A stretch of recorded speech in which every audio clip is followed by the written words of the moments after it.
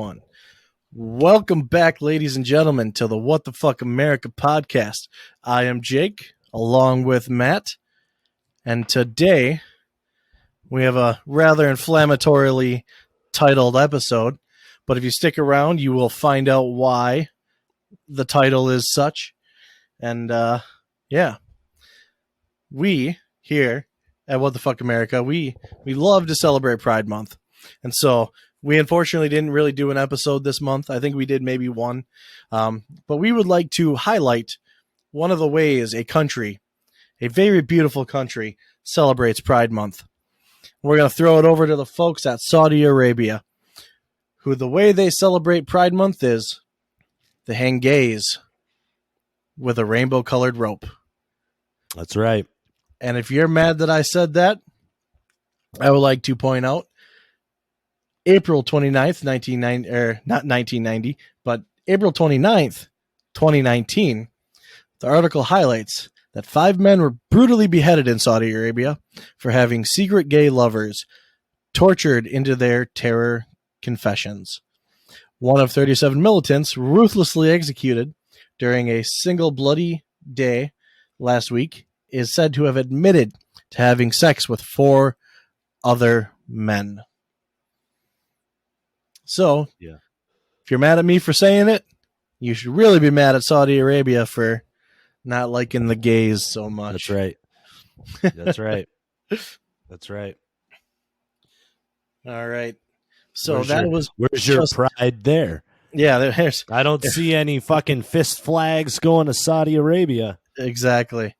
Yep.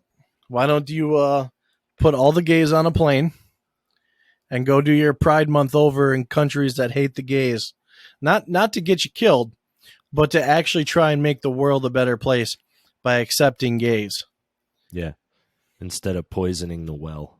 Yep. So, for today's episode, ladies and gentlemen, we are talking about critical race theory, the KKK, white supremacy, and all that jazz. What is this critical race theory you're talking about? I've never heard of such a thing, Jake. All right. Well, according to Vox.com, we're going to explain what critical race theory actually is. So we have an article today from Vox.com. Critical race theory. Let me pull this. I keep doing this like a fucking idiot where I pull the article over to the wrong screen, so I have to look like a retard while I'm reading. Let's try this again. Critical race theory emerged in law school in the 1970s and 80s as an alternative to the mainstream discourse on classes on civil rights laws, many of which held the best way to fight racial discrimination was to enact legal reform. According to the doctrine of the time, when the reforms took root, they would eventually phase out racial discrimination. Critical race theorists saw this as surface-level understanding of the role of which race and racism in the law, and instead posed that racism is endemic and institutionalized in the United States. For example, one legal reform cannot undo decades of housing discrimination that have kept black people out of the housing market, nor can one bill end the healthcare inequities that created poor health outcomes for indigenous communities. Critical race theory also highlighted how, even when the law is changed to increase racial equity, institutions disrupt the intentions of those laws and try to get around them. Laura Gomez, a University of California, LA law professor who co-founded the school's critical race studies program in 2000, told Vox, at its core, critical race theory identifies the dynamic. When the country takes two steps forward in the name of progress, racist forces push it a step back. All right. Let me re-highlight this. The late Harvard professor, Derek Bell, is credited with establishing critical race theory through his publications and groundbreaking course, Race, Racism, and American Law. The the academic concept. I don't know why I struggle with academic. I've said that word 1,000 times. Uh, the academic concept was further cemented in 1993 when a group of legal scholars, Miri Matesdu,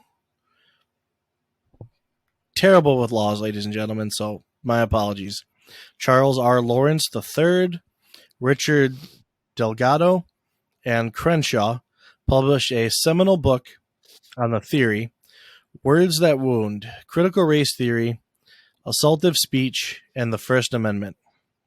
Individual law teachers and students committed to racial justice beginning to meet, to talk, to write, and to engage in political action in an effort to confront and oppose dominant societal and institutional forces that maintain the structure of racism while professing the goal of dismantling racial discrimination, the author wrote. In addition to claiming that theory is endemic to American societies, the author put forth 5 tenets of critical race theory, which we will now read those 5 tenets. First, the group was skeptical of legal theories that supported colorblindness, objectivity, and neutrality, which created an abstract story of racial inequality. Inequality is the word. As a series of randomly occurring, intentional, and individualized acts. In other words, the scholars wanted the legal field to think of racism on a scale much larger than 1-to-1 interactions. Racism can never be an at random act. Racism can never be a random act because race was solely constructed for the purpose of oppression. To be objective is to support the status quo, and thus the country isn't working to actively redress racial inequalities. So let's unpack that one a little bit and talk about that one. Can you, Matt, look up the definition of racism? Oh, sure. And I know we have 2 definitions that we might have. We have the one from Ibram X. Kendi, and then we have another one, the actual Trumper. I don't have that. Oh, I think I can remember it from. Yeah, he's a dumb shit. Yeah, he's a special one. So okay, am I reading this to you right now? Yeah. Okay. Prejudice. Racism. This is the Google definition, by the way.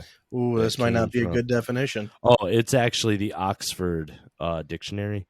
Okay. So racism, noun, prejudice, discrimination, or antagonism directed against a person or white or no, I'm sorry. I have to start over because I just said white people. Because every time I see the word people these days, now it just says white. Anyway, prejudice, discrimination, or antagonism directed against a person or people on the basis of their membership in a particular racial or ethnic group, which it should just say ethnic group, right? I mean, let's get it real. Typically one that is a minority or marginalized. So here's an example. A program to combat racism. And underneath that, similar is racial discrimination, the belief that different races possess distinct characteristics, abilities, or qualities, especially so as to distinguish them as inferior or superior to another. Theories of racism. Okay. So when it says racism could never be an act or a random act because race is solely constructed for the purpose of oppression. And they wanted the legal system to think of racism on a much larger scale than a 1-to-1 interaction. According to the definition of racism, that is some bullshit. Racism is almost strictly a one-on-one basis. Totally. So, first, argument is just null and void. Hold on a second, though. By one-on-one, you mean person to person. Yes. Yes. So you can think of, if you're a white person and you think black people are inferior, right? You might be the owner of a store. You can kick out 2 black people because you think black people should not be allowed in your store. But that's still essentially a one-on-one interaction. You are kicking both of those people out. Yeah. Granted, it's a quote-unquote group, but if one of them was black and one of them was white, you would let the white person in. So that group of one white person, one black person is still considered a group, but you just don't like the black person. So if you have 2 black people, yes, it's a group, but it's still an individual action because you're kicking out 2 individual black people. Right. Not If the you catch whole... what I'm saying. Right. I know what you mean. See? People don't think on the right level sometimes. All right. So let's go to their second point.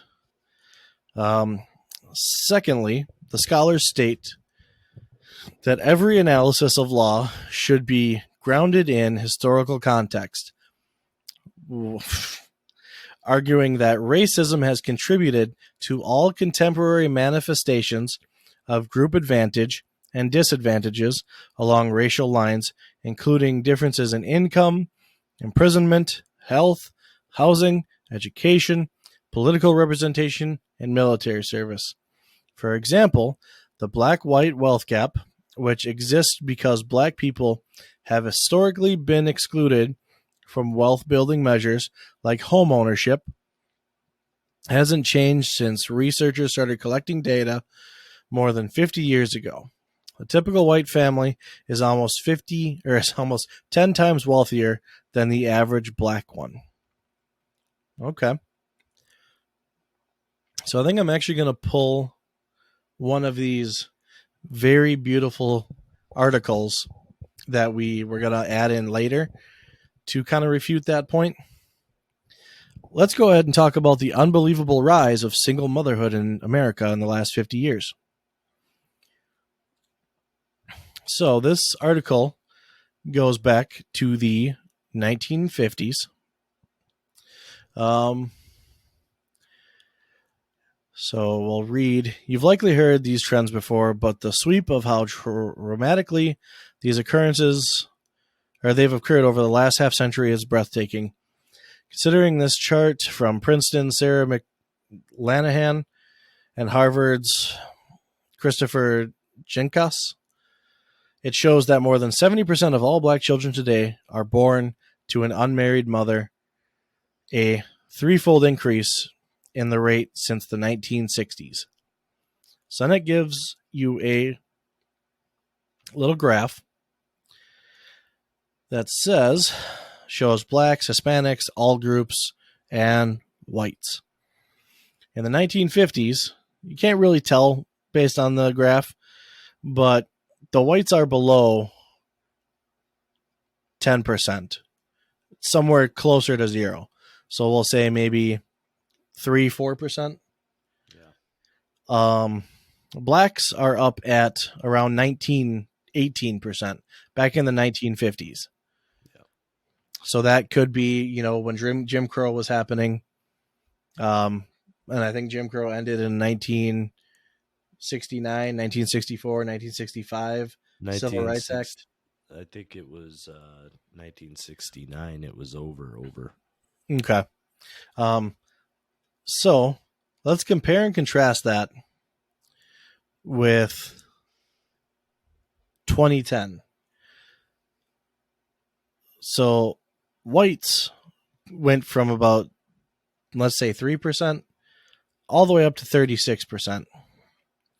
Hispanics, data didn't start getting collected until 1990-ish. About the late 80s. you know, Oh yeah, mid that to late looks 80s, because you had to remember, like down in Florida and stuff, you had the huge Cuban influx. refugees Yeah. coming in. They had that huge thing. So that's probably around the time they started collecting that data. Yep. Um, So, so everything looks, I'm kind of looking at these graphs almost.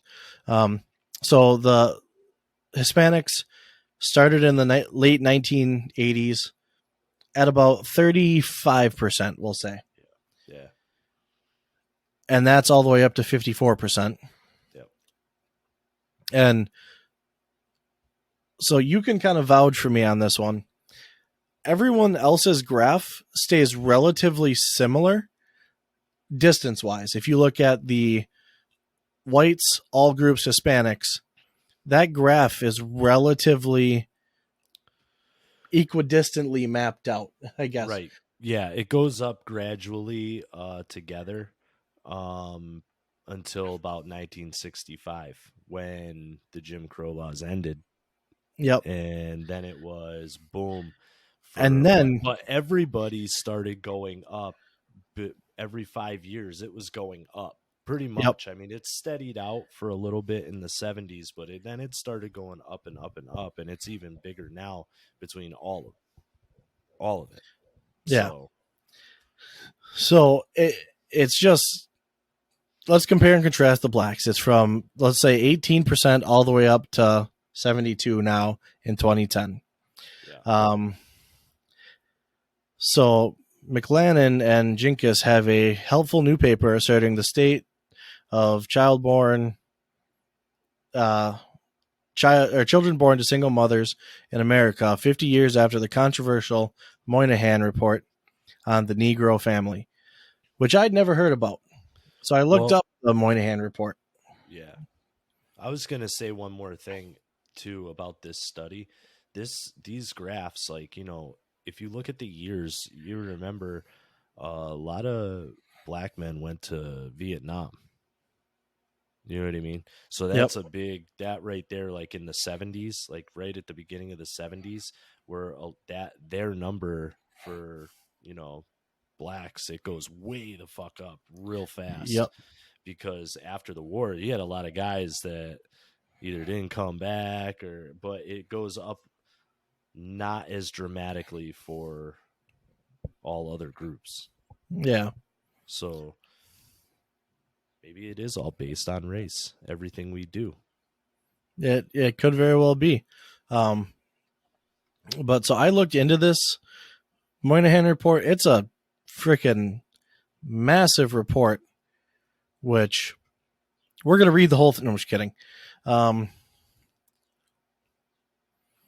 well, I'm just going to read. The second graph too in this article is very good. I suggest anybody that's interested in this kind of stuff go to this article that we have here. It's freaking The great. Washington Post one. Yeah, it's the Washington Post /news/wonk. Well, Maybe the we'll put it in the unfortunate show thing, notes. the unfortunate thing is you have to use archive.today in order to get to it because the Washington Post is behind a paywall. Oh yeah, that's right. So you have to use, um, Fucking Bezos. yeah. So That's right. I said it. the changing American family. The second graph is interesting though. It does the children living with an unmarried mother, and it goes where the Moynihan report was released Mm-hmm. up until now, and it's a steady rise Yep. for everybody. But Well, and that's really, the thing too is I everyone everyone has been doing worse. Not necessarily worse. Let me rephrase that. The middle technology, man, class, the middle class technology. has been steadily been getting fucked over by the upper class. Oh yeah, And I think a big part of that is they've disincentivized marriage. They've incentivized single motherhood. And so it's just ridiculous. Um, well, the way I look at it is they make it where they incentivize it like that, right? They make it, they glorify you're so strong and all this, right? Yep. Because in the end, you the individual has to bust their fucking ass to Yep. even afford life, and then they're making more money, right? The more people that are out working and trying to make it move, that's how, I mean, fuck, dude. Our whole system is just fucked. Anyway, the education disadvantages. I mean, I don't really think it's like that too much. I mean, I would assume that schools are harder in certain areas, but look what's happening. Look who's running these cities, right? You have disadvantages of education are more severe for black children. But where are the majority of those black children? They're in huge, Inner big cities. cities, right? So you have like a shitload of them concentrated in one area. You have the same amount of teachers in that one or two schools for fucking thousands of kids that you do for a school that might be right outside of that city for half of those kids, right? So it's not, I don't think Okay. it's necessarily like disadvantage because of white people. I think it's because of you vote for the wrong motherfuckers to plan your fucking city shit. So I'm going to read this very beginning part of the Moynihan report. Just because the last sentence before the table of contents, so the preface, I'm going to read the preface, but the sentence before, at the very end of the preface, interests me. So now I'm just going to read the whole damn thing. Cool. 200 years ago, in 1765, 9 assembled colonies first joined together to demand freedom from arbitrary power. For the first century, we struggled to hold together the first continental union of democracy in the history of man. 100 years ago, in 1865, following a terrible test of blood and fire, the compact of the union finally sealed. For the second century, we labored to establish a unity of purpose and interest among the many groups of which make up the American community. The struggle has often brought pain and violence. It is not over yet, which was a State of the Union message of President Lyndon B. Johnson. So, this isn't too long, but the very last question is an interesting one to me. I don't know how they mean it here, but I'm going to tell you what I took it as. The United States is approaching a new crisis in race relations. In the decade that began with the school desegregation decision of the United States Supreme Court and ended with the passage of the Civil Rights Act of 1694, the demand of Negro Americans, there's a lot of Negroes in this, by the way, so be prepared to hear that a lot, of the Negro American for full recognition of their civil rights was finally met. The effort, no matter how savage and brutal, of some states and local governments to thwart the exercise of those rights is doomed. The nation will not put up with it, least of all the Negro. A present moment will pass. In the meantime, a new period is beginning. In this new period of expectations of the Negro Americans will go beyond civil rights. Being Americans, they will now expect that in the near future, equal opportunities for them as a group will produce roughly equal results as compared with other groups. This is not going to happen, nor will it happen for generations to come unless a new and special effort is made. Oh, this doesn't sound good. There are two reasons. First, the racist virus in the American bloodstream still afflicts us.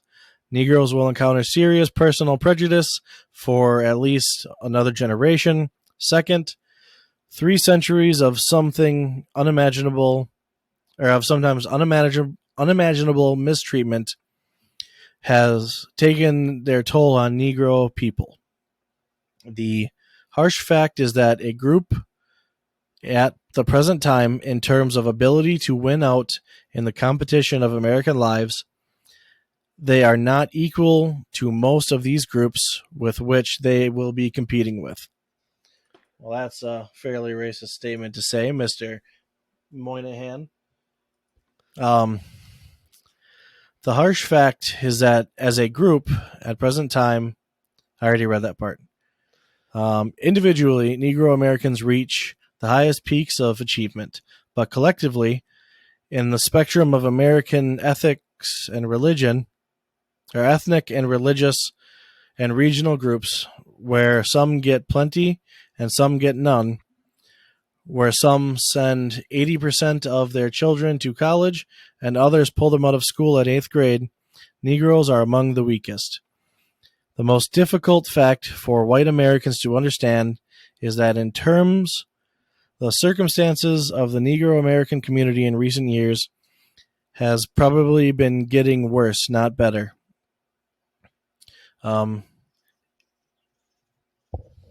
Indices, I think that's the word. Indices of dollars of income, standards of living, and years of education deceives.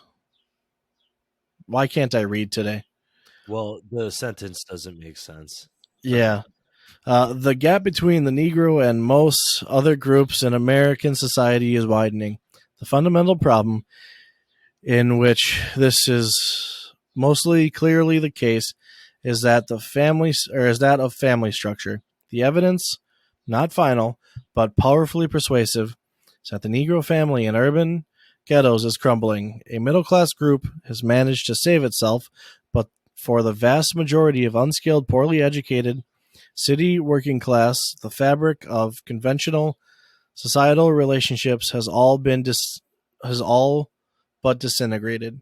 There are indications that the situation may have been arrested in the past few years, but the general post-war trend is unmistakable. So long as the situation persists, the cycle of poverty and disadvantage will continue to repeat itself. The thesis of this paper is that these events in combination confront the nation with a new kind of problem. Measures that worked in the past or would work for most groups in the present will not work here. A national effort is required that will give a unity of purpose to the many activists of the federal government in this area, directed to a new kind of national goal, the establishment of a stable Negro family structure. Which I can 100% agree. We absolutely do need that. But as we get on to later in some of these fucking articles that are just cancerous, we'll run into some issues there.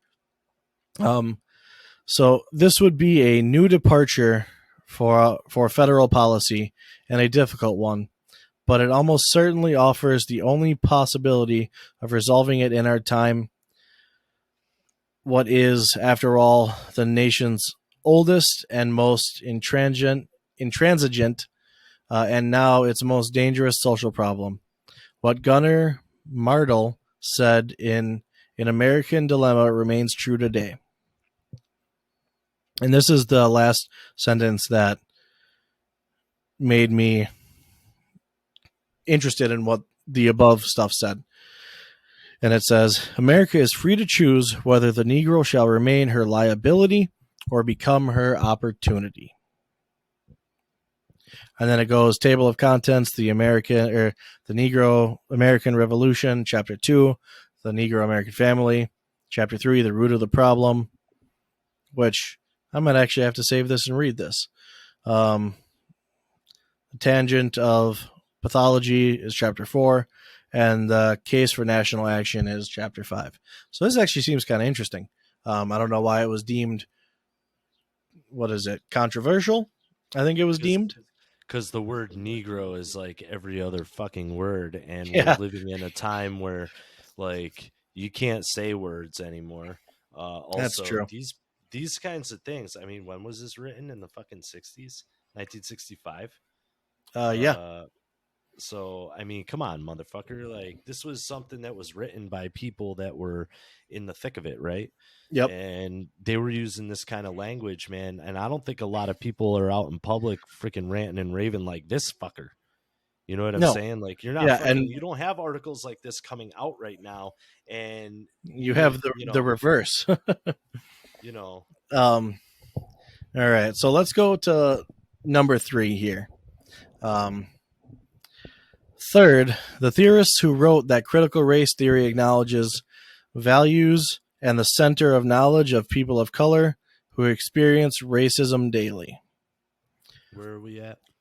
This is back to the Vox article. Okay, I'm here. Third, the theorists write that critical race theory acknowledges values and centers the knowledge of people who experience racism daily. And as we've previously defined, racism doesn't specify black people, white people, Asian people, Mexican people, Chinese people, Japanese people, Australian people, which I think are just white people. Yeah. Racism can affect everyone. Next, so the fourth, the scholars noted that critical race theory is interdisciplinary, and eclectic, meaning it borrows from a number of traditions like feminism, Marxism, and critical legal theory. The thinkers argued that a combination of these ideas only strengthened their framework. And let us not forget, well, we have a couple of things that will help you not forget Marxism, like some Chinese Cultural Revolution, perhaps. But let's also not forget BLM. One of the founders says, "We are trained Marxists." And in BLM's actual website, it says to abolish the family structure. So, according to the Moynihan Report, which may or may not be racist, I don't know yet, the abolishment of the family structure is a vast problem in not just the black community, but in all communities. It is a massive problem that needs to be solved. But they want to just tear it all down. They're fucking assholes. Yep. Not to Lastly, mention the fact that this wasn't even a fucking issue until Donald Trump became a fucking president, right? Or it was an issue to people, but the only way to get people up in arms about things these days is putting it on their fucking social media and screens, which is going to be a revolving door on this podcast where I just say fuck all of it. yep. So lastly, they identified critical race theory's goals: eliminating racial oppression as a step towards eliminating all oppression, the interests of all people of color necessarily requires not the adjustments within the establishments or the established hierarchies, but a challenge to hierarchy itself, which is just asinine because humans entirely evolved to accept hierarchies. Right. That's what the federal government is, right? It's Well, a not perfect only that, example. but not hierarchies of race, hierarchies of competency. Oh, there you go too. Um, And potential, right? yep. So let's go ahead and talk about what exactly is going on with these critical race theorists. There's a website that tracks critical race theory and where it's taught in U.S. schools. One of the interesting things is in more than 200 colleges and universities, they are promoting critical race theory. Not to mention, it's in a lot of K through 12 schools as well. Here, we have a couple examples of critical race theory being taught in schools. Children for Communism. Earlier this year, a whistleblower uncovered a fifth grade social studies lesson in Philadelphia that asked students to celebrate the black communist Angela Davis. Students were asked to act out free Angela Davis rallies, demanding that the government release the Black Panther imprisoned on charges of murder, conspiracy, and kidnapping. Okay, stop. Okay, I'll stop. This is a very clear picture into what the fuck is wrong. This is not learning anything. No. This is indoctrination 101. Yes. Okay? Not to mention, what is the woman actually being imprisoned for right now? Murder? Well, imprisoned on charges of murder, conspiracy, and kidnapping. But Right. let's save the indoctrination part. That's okay. Let's save Go that. ahead. Go ahead. I'm just saying. Yeah. It's asinine that me and you have to even keep talking about how stupid these idiots are. Correct. And I don't know if you have it, but on the side of my article, there's a dancing Joe Biden. Is there? It's No, an I don't. ad. Oh, I have ad block on my computer. Oh, it's fucking hilarious. Anyway, go ahead. The Philadelphia public school system released an anti-racism declaration. And that's what they always say. It's not enough to be against racism. You have to be anti-racism, which is a new form of against racism. So whenever this is the main crux of one of the issues I have with the left. So when they start changing definitions, that's when they're going too far. So an anti-racism declaration last summer that said educators must no longer be passive or disjointed in their approach. Race is the social construction that set the foundation and built the infrastructure for the United States we know today. The memo read, racism is the root of all other forms of injustice and provides the nourishment needed for other systems of oppression to thrive. As such, in order to destroy the tree, we cannot simply pick at the leaves or chop away at the trunk. We must destroy the root. It sounds like the fucking Snowpiercer. Yeah. So let's go to number 2. It's like fucking 1984, or like 1984 meets Brave New World. Yeah, fuck, dude.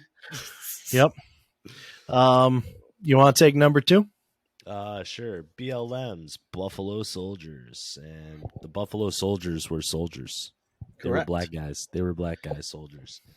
The Office of Culturally and Linguistically Responsive Initiatives in Buffalo, New York, announced a new curriculum for fifth grade students last July centered on Black Lives Matter. I'm sorry. It's hard for me not to laugh because fifth graders. Listen to this, though. The Office of Culturally and Linguistically Responsive Initiatives. Yep. There is a fucking office Yep. for culturally and linguistically responsive initiatives, which is a fucking tongue twister in itself. Anyway, they announced, I'm going to repeat this, a new curriculum for fifth graders. How old are fifth graders, Jake? No idea. I'll Google Okay. that. Okay. Students last July centered on Black Lives Matter. The lessons include learning the Black Lives Matter Declaration on Black villages. They are typically 10 to 11 years old. Okay. So 10 to 11 years old in the Buffalo, New York school are being taught the Declaration on Black villages, which, okay, cool. Let's hear what it is. In quotes, We are committed to disrupting the Western prescribed nuclear family structure requirement by supporting each other as extended families and, in another quote, villages that collectively care for one another, and especially our children, to the degree that mothers, parents, and children are comfortable. That's what that's what this Where's lesson the is. fathers? Okay. Where? Let me just say it again for you in case anybody missed any of the words. We are Okay. committed to disrupting the Western prescribed nuclear family structure. Now they're calling it a requirement. But is it a requirement? It's not a requirement, but however, we Well, have proven on this show through it all of is. these things, and It we've is a been talking, requirement right? We because have if been you, talking about how you need the family structure.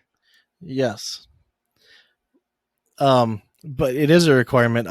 Racism is the root of all other forms of injustice and provides the nourishment needed for the other systems of oppression. As such, in order to destroy the tree, we cannot simply pick at the leaves. We must destroy the roots. What are the That's right. roots? It's your family. Your family are your roots. Right. The quote unquote Western prescribed nuclear family, your Right. mom, your dad, your children, which they don't even list here. They just mothers, parents, and children. I guess parents are technically in that. Fathers are technically in parents, but if mothers are important, why aren't fathers important? True. So you can see, then this kind of goes back to that Moynihan. I'm going to read that whole fucking Moynihan report, and it's going to piss me off. Well, one of the core tenets of Black Lives Matter had long been rebuking the Western prescribed nuclear family structure. After much criticism, the organization took that goal off its website. So Yep. obviously so remember, we just went over this like 10 minutes ago, right? With that graph from those reports, right?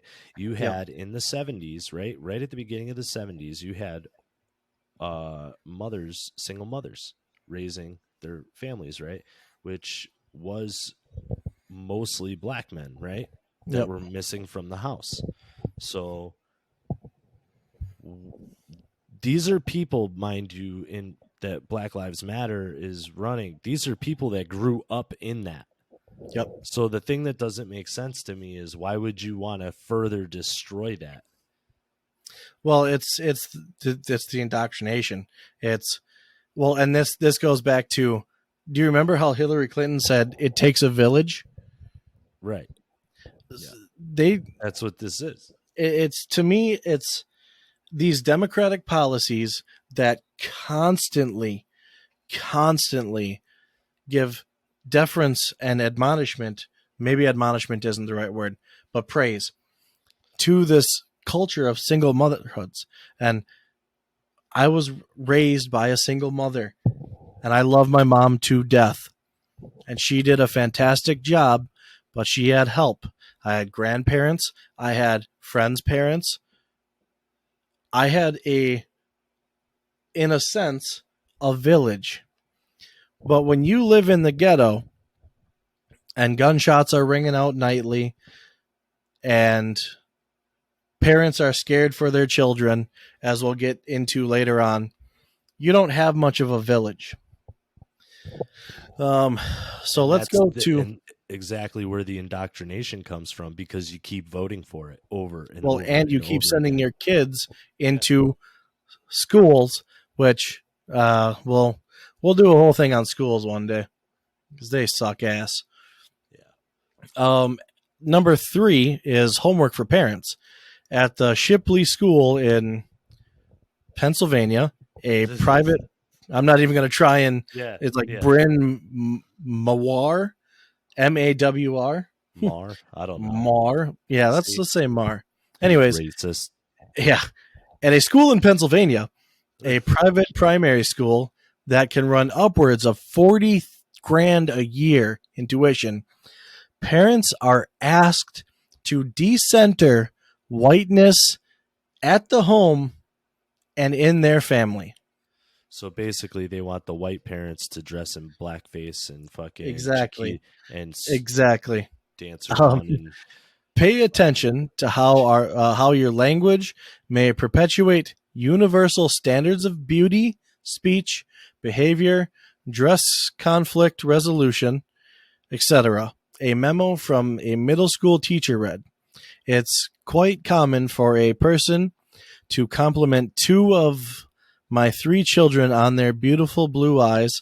While I always appreciate the compliments, I am conscious of my third brown eyed child. What message is she receiving about how she fits in with European beauty standards? When in my own positive and negative interactions with children, have I come from a white centered approach?" That means absolutely fucking. That's insane. That's insane. well, What do you mean a white centered approach? that's exact. So my thing on that was I have no idea what they're even talking about because the only approach you can come from is, you know, how you grew up, right? You lived life, you're living life, you're freaking learning as you go, man. There's no fucking book about it. Yeah, And the fact that that's what they're trying to do is write a book on how to act around people that are, black. I mean, think about all the shit that you already got to deal with, and now you're trying to teach kids that they got to be aware of what color they are. Like, fuck yep. off. What the fuck? Well, let's Where are the do. goddamn parents going? What is this shit? Yeah, well, it's coming. It's definitely coming. Let's go ahead and do number 4: fear and learning in Las Vegas. Ooh. A black mother filed a lawsuit against a Las Vegas charter school earlier this year over a course that mandated seniors list elements of their identity that would be regarded as privileged. William Clark was compelled to participate in public professions of his racial, religious, sexual, and gender identities, and would be labeled as an oppressor on these bases. On these bases, on these bases. Shouldn't it say on this basis?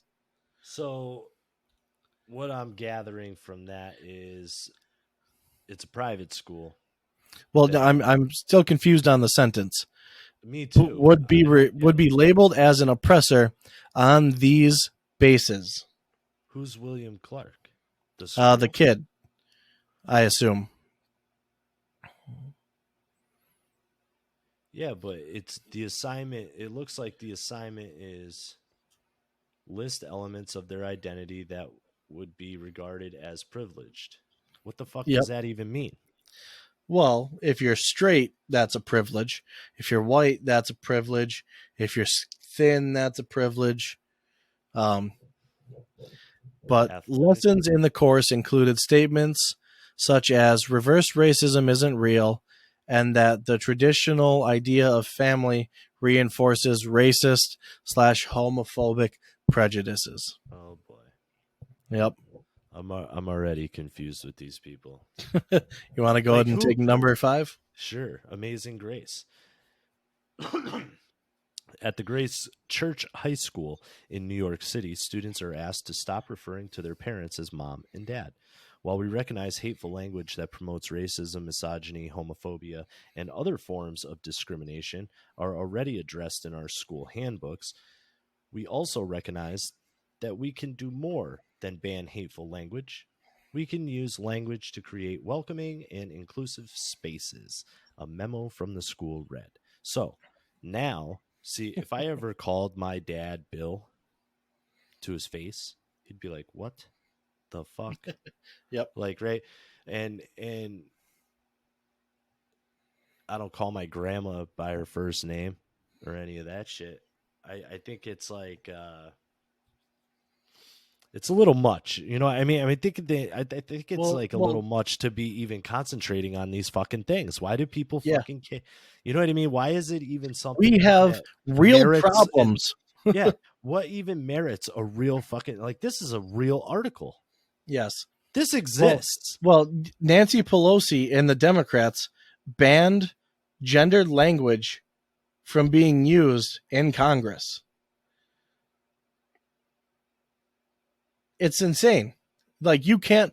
Nancy Pelosi even went on and broke that rule later by saying, as a mother, I blah, blah, blah. She's not allowed to say that. You cannot use gendered language in Congress. And Yeah, it's a what is she? fuck. What is It's she though? Like she's supposed to she's a get some birthing sort of person. She's yeah, a birthing person. yeah. Fucking cow. Fucking birthing and feeding machine. That's all. Yep. With a mouth. And she can't even birth or feed anymore. Yes. Put her out to pasture. She's useless. Exactly. So I think we're actually gonna skip the how critical race theory is taught in public schools. One, that's a little bit too long of an article. I just want to Uh, say one thing. If you're paying $55,000 or $53,000 a year, uh I get it. You're paying for that kind of language to be taught, like, but at the same time, if you're paying $53,000 a year, I I just don't you're see, wasting your money. like, for real, 53 grand on a fucking high school education for your kid.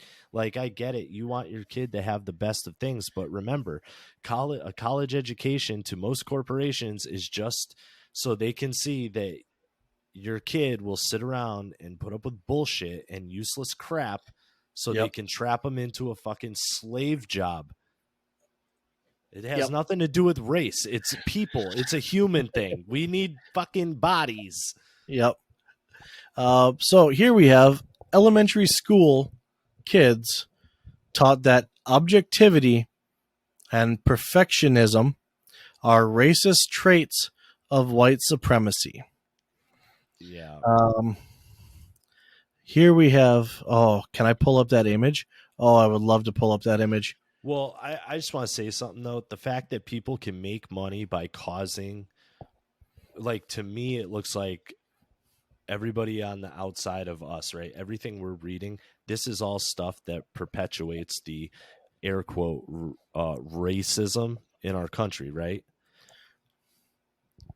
Because it to me, I mean, I get it. Everything that is said can now either be true or false, right? There is Yeah. no fucking truth anymore because we can say stuff, but we're reading this. I mean, we're reading this shit. People are making this. This is Yes. for kids 6 to 11 in this fucking Yep. next in this article you're about to start going off on.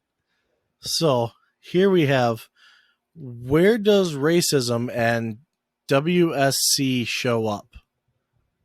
I don't know what WSC is, but white supremacy culture. The 15 Yeah. characteristics of white supremacy culture. They are perfectionism, sense of urgency, defensiveness, quality over or quantity over quality, worship of written word, only one right way, uh, paternalism, either or thinking, power hoarding, fear of open conflict, individualism, I'm the only one, progress is bigger/more, objectivity, right to comfort. And that's from a Dismantling Racism workbook from 2001. Wow. And that's for Well, kids ages 6 to 11 at Belvedere Elementary School in Virginia. here's the thing. I understand people, they like participation trophies and shit like that. But if you're teaching kids that just try, like, I get it, trying your best, that's great. That should be applauded. However, if you're giving away, just for participating, like, what the fuck is the incentive for doing good, Yep. right? You don't have to fucking do good at anything. It looks like, look at all these kids on YouTube. I mean, look at us. We essentially are also getting participation trophies as well because Well, we're participating. we're participating in this. However, we don't get paid for it and we have day jobs. So I don't know. A sense of Yeah. urgency. What is a sense of urgency? Yeah. I don't, You I don't know, know anymore. what is defensiveness? Like you can't defend yourself if someone fucking is Apparently. attacking you. Quantity over quality. Like you need more over like the good of it, like how good it is. I don't Yep. know. I mean, worship of the written word, dude. This is America. It was built on fucking freedom of oppression of religion, basically, in a sense. So believe in whatever the hell you want, as long as you're not sitting there fucking trying. I mean, you don't need to be in the fucking streets doing stupid shit. Yep. You could just live in your There's community the and do old your shit. maxim: play stupid games, win stupid prizes. Also, we live in America. There isn't only one right way, right? We've Correct. proven that numerous fucking times. What is that? Paternalism? I'm sorry. I understand that it's hard because, you know, not every culture uses the last name of their fucking father. However, does it really fucking matter? Does it really Yeah. fucking matter when all you are to the government anyway is a fucking number? That's why Yeah. you were born with a fucking number. You can make your name whatever you want. That number is going to follow you no matter what the fuck your name is. So who Yep. the fuck cares? That's a government thing. This isn't a race thing, okay? Either or thinking. Either I could not break the law or I can break the law. There you Yes. go. I can go to school and try my best, even though my life fucking sucks at home and my parents hate my fucking guts. Or I can be a total asshole and take out all that aggression on everything I do and end up in fucking jail or dead early. Those are either or thinking, and what I'm getting from this. Yep. Power hoarding. I don't know what that is, but I assume it has something to do with hoarding your money. Why the fuck wouldn't you save your money in the day and age that we're in? Why Or wouldn't I you think what hoard it has money? to do with the fact that white people have more power than black people, according to this asshole that wrote this thing. Okay, that makes Which sense. I get it. But so still, let's go on. I'm Let's sorry. I'm going nuts because I'm looking at this like, what the fuck, dude? Like, who Yep. writes this kind of shit? So we have a leaked document. Leaked teacher training document shows Iowa government schools classifying "Make America Great Again," which is the reason why the episode is called what it is today, as white supremacy. So, "Make America Great Again" is white supremacy. Well, Leaked document I from. mean, Well, yeah. what are you gonna? Go Well, I ahead. was gonna say, it's kind of fucked up, right? Because make America great again, right? You have all these other countries around the world that are so prideful, right? When the fucking soccer team goes out, you're like, boom, my fucking country, right? Yep. And then you have America, who's been divided because we've gone to war for way too long with other countries.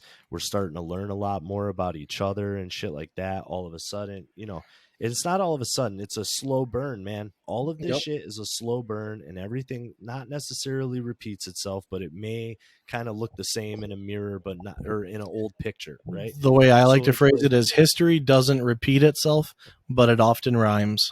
yeah. And it's like when you say something like make America great again, people automatically don't like the person that's saying it Well, and are like, America was there's never great, apparently, because all the shit that we're reading right now, America was never great. well, and that's what they do say. But there's ways to look at it. There's that old picture. You have a 6 that's on the ground. Like imagine someone spray painted a 6 on the ground. Depending on what way you look at that, that's either a 6 or a 9. Yeah. And that's the way things often are. If you're taught every day, day in and day out, from the age of 5 years old till the time you're 18, America's the worst racist country in the world, and you should hate it and everything it stands for. That's all you're going to believe. But if you're taught that America's the greatest nation in the world, and it stands for freedom, it stands for life, liberty, and property, and the pursuit of happiness, well, that's what you're going to believe. The unfortunate thing and the reality of it, both things can be true. America stands for life, liberty, and property. America was founded on the back of slavery. But we are not a nation that is successful because of slavery. there are multiple ways to look at every single facet of America. And there was I don't remember who said it, but you have to teach the good, the bad, and the ugly to get an appreciation for America. America's done some terrible things. America has stood for some awful things. But as a nation today, are we better than what we were yesterday? As an individual today, are you better than what you were yesterday? And that's kind of where things need to get back to. You need to teach the good with the bad with the ugly. Teach the slave trade. Teach slavery in America. Teach the Civil War, which got rid of slavery. Teach the Jim Crow laws, which were racist against black people. Teach the 1964 Civil Rights Act. Teach it all. But then also teach all the great things America has done as well. So, leaked documents from Iowa's Mississippi Bend area education agency show the district subjected teachers to mandatory training that classified the phrase "Make America Great Again" as an example of covert white supremacy, akin to neo-Nazis, murderous police, and cross burnings. The same graphic, which also deems Columbus Day and the denial of white privilege as examples of white supremacy, has previously been used in the government-funded anti-racist training led by Dana Simmons.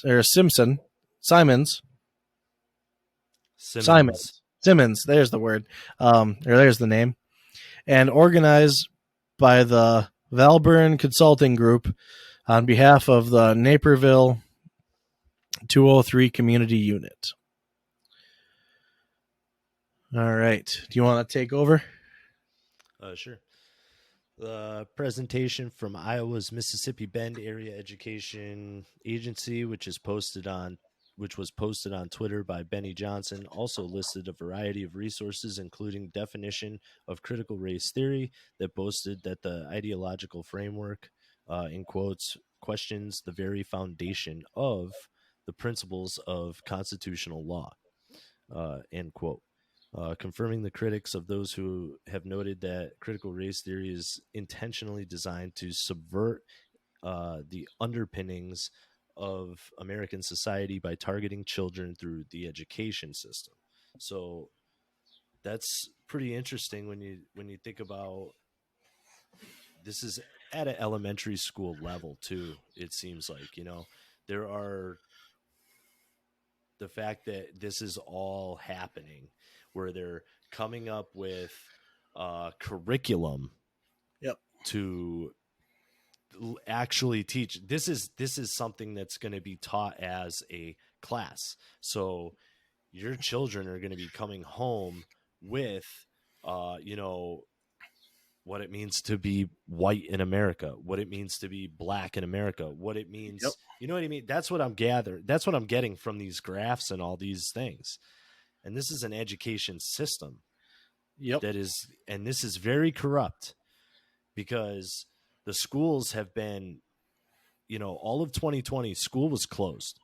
Yeah, these kids were doing school on the computers, but these schools, that gave perfect opportunity for them to start rewriting how school is taught, what they're going to teach, right? I mean, think about how many people that takes to do. I mean, this shit's nuts. Yeah. You want me to keep reading this? Yeah.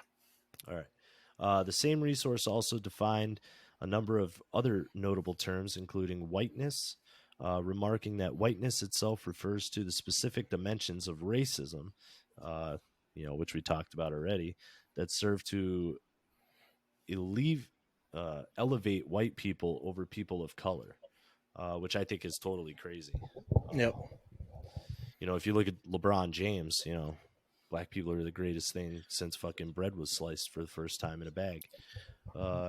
I just want to state the other half of the What the Fuck America podcast does not agree with that statement, and LeBron James should be assassinated. LeBron James is the worst thing since sliced bread.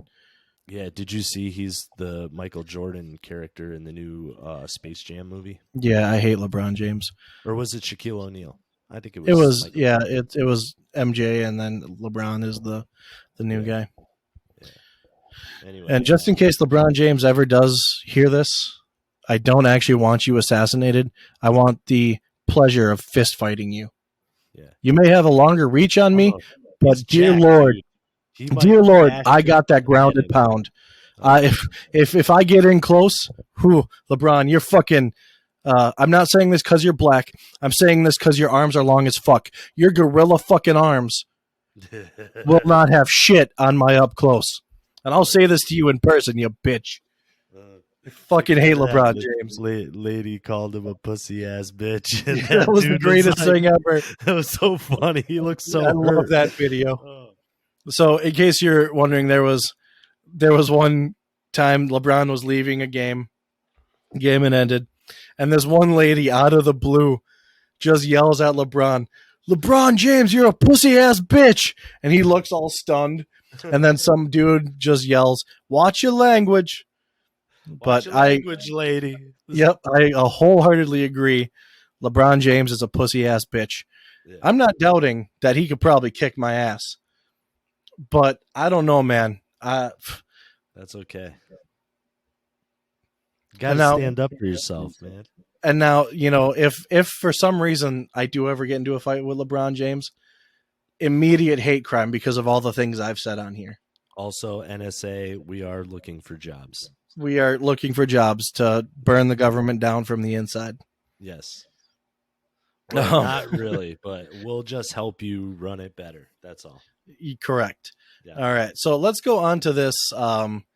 Welcome to the new woke order, a rundown of woke. Should I be Xing out of these or leaving them up? Yeah, you can X out of them. Right. Of woke insanity amidst the new cultural revolution. So there's a giant list. We'll just kind of read the bolded part. All right. And I just want to say we're about to talk about the New World Order. And remember, we're not a conspiracy podcast. We are a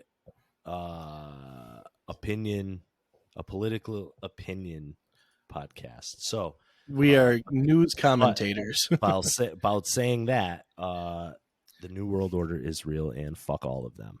Yep. Where's my fucking cake?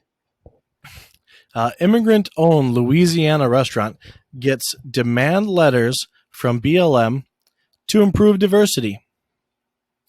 That's pretty cool. You must now explain why you stand for the anthem. AOC condemned sainted Catholic priest as white supremacist. That's an interesting one. We're going to read what this happened here. Freshman Congresswoman AOC, Alexandria Ocasio-Cortez of New York, complained about the presence of a statue commemorating Hawaii's Father Damien in the halls of Capitol Hill as celebrating white supremacy. This is what patriarchy and white supremacist culture looks like, AOC wrote on a story posted to Instagram. It's not radical or crazy to understand the influence of white supremacist culture has historically had in our overall culture and how it impacts the present day. Okay. NFL changing fields and helmets into BLM billboards. All right. That's pretty cool. We have nearly half of young Americans think it's fine to fire people for supporting Trump. See, that's a little wacky, right? Because your political opinion shouldn't matter about your fucking what you do for a living, right? But now we live in a world where it's okay to discriminate as long as it, as long as people are disagreeing what they want you to. Yep. Sierra Club, New York Times. The national parks are racist. That's a pretty interesting one. That's interesting. segregated Denver yoga studio shut down for insufficient wokeness. Wow. So a Denver yoga studio, which apparently segregates, was not woke enough, which is interesting, I guess. Wow. It was Oh, it was segregated. It says they were forced to shut down after community activists derided the company as an institution of white supremacy. Former employees complained that the studio's refusal to hire a diversity expert contributed to the hostile environment at the company, holding certain classes where white friends and allies were welcome or unwelcome. Staff also aired grief. Oh, so if you were not white or an ally of the non-white, you were not able to yoga. yep. Okay, so that's okay. Fuck them. Why not just fucking do yoga in the park then? What the fuck? Or why Anyway, not just let everyone do yoga together that wants to do fucking yoga, like a fucking or normal society? or this is obviously those people's version of the Jim Crow laws, right? They don't want Whitey or Whitey's friends in there. Yep. So they're then okay, that's how you want to do it. Fine. Make your little community just like the Chop or Chad or whatever the fuck they called it in Washington and Oregon and all these stupid Portland, whatever, right? Yep. And don't ask the federal government for shit because you fucking losers want to fucking be dick faces, Yep. right? So here we got Chicago removes Columbus statue. Nearly 50 officers were injured protecting. Fucking Um, stupid. yep. Fucking stupid. A Michigan high school teacher was fired for saying Trump is president. Come on. Which, yep. Which let's read what it Come says under on. there. A public high school studies teacher in Michigan was fired for declaring on social media, "Trump is our president" in July. And this is an article from June 12th, 2020. So not any like Donald Trump won the election and he's the actual president and he's running the country from Camp David and Biden isn't the real president. Donald Trump was actually the president at that time. Correct. So we have another one of my favorites. NBA owner Mark Cuban refuses to criticize Chinese takeover of Hong Kong because the NBA is owned by China, and you cannot wear a shirt that says "Free the Uyghur Muslims" into an NBA game. You cannot get a free Hong Kong stylized jersey where they had you could make your own jersey and you could put whatever name you wanted on the back. You could not put "Free Hong Kong." Yeah, the fucking NBA is owned by China. You know who's not owned by China yet is the NHL. Those motherfuckers stood up and took over the fucking national anthem at the goddamn during the playoffs. Yep. Holy shit. That was awesome. North Carolina City passes slavery reparations. Let's go ahead and read this one. On July 14th, North Carolina's Asheville City Council voted unanimously to pass reparations for slavery in the form of targeted spending in communities to help black residents. The resolution passed 7-0. Apologies for North Carolina's role. The passed resolution 7-0 apologizes for North Carolina's role in the more than 500 years. 150 year. Yeah, that's the word. Extinct American practice generations ago. It's simply not enough to remove statues. Black people in this country are dealing with issues that are systemic in nature, said Councilman Keith Young, who is who is one of two African Americans on the council. He's a Klansman. Yep, that was a purposeful Freudian slip there. So then we have one of my favorite ones. This is a great one. I love this one. It's fantastic. I'll let you read it, though. Okay. You got to read everything. All of it. Okay. The whole thing. All of it. Okay. Okay. Here we go. Smithsonian Museum debuts racist material explaining whiteness. Did you hear me good? Yep. Okay. The National Museum of African History and Culture began promoting new material seeking to explain aspects and assumptions of whiteness and white culture. Some key identifying characteristics of whiteness, the Federal Museum explains, include possessing a master and control nature. That's all in quotes. All right. Yep. Aggressiveness and Extroversion. extroversion, heavy value on ownership of goods, space, property, a taste in steak and potatoes, bland is best, and no tolerance for deviation from single God concept. Ooh. So be sure to watch out for these signs when interacting with others to steer clear of white people. So, confident in control of their emotions, bad.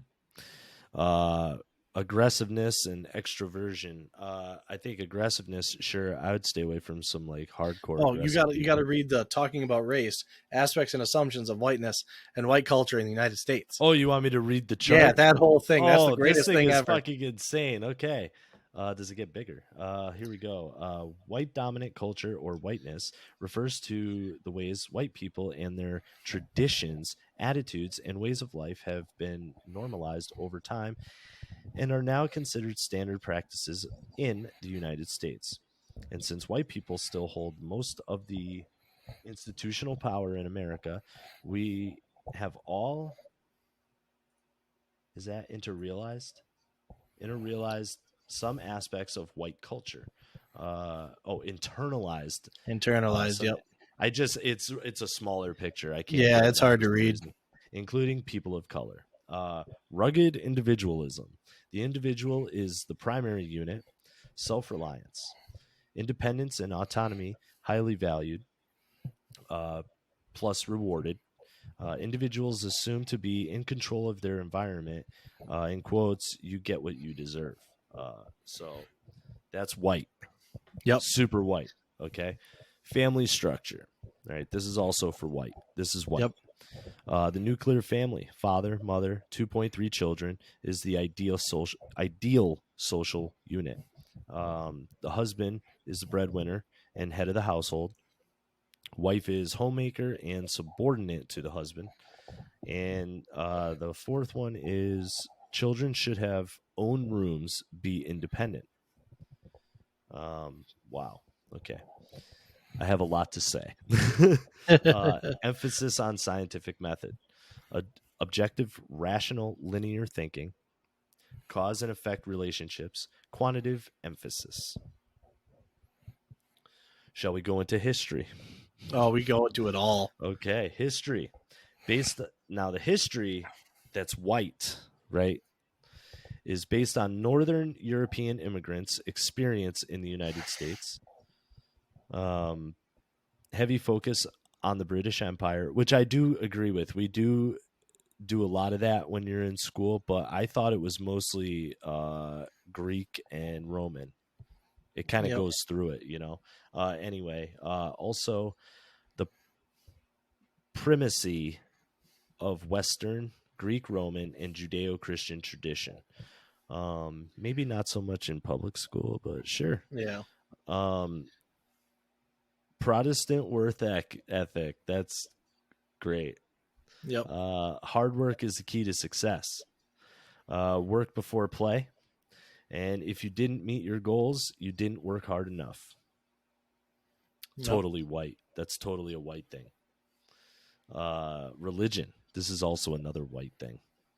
Christianity is the norm, obviously, with white people, right? You would think that because we're from here, right? And what was the predominant fucking religion? Right. Okay. So I just wanted to make sure because you're nodding your head Yep. yes, and we know we're not stupid. Okay.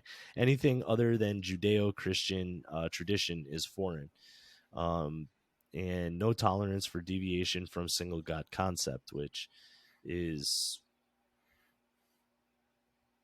it's totally white, bro. It's so Yep. white. It's insane. Okay. Status, power, and authority. Wealth equals worth. Your job is who you are. I don't agree with that, but it is white. Yep, that's white. Respect authority. Now, Now I have several things to say about authority. me too, and but it is totally white.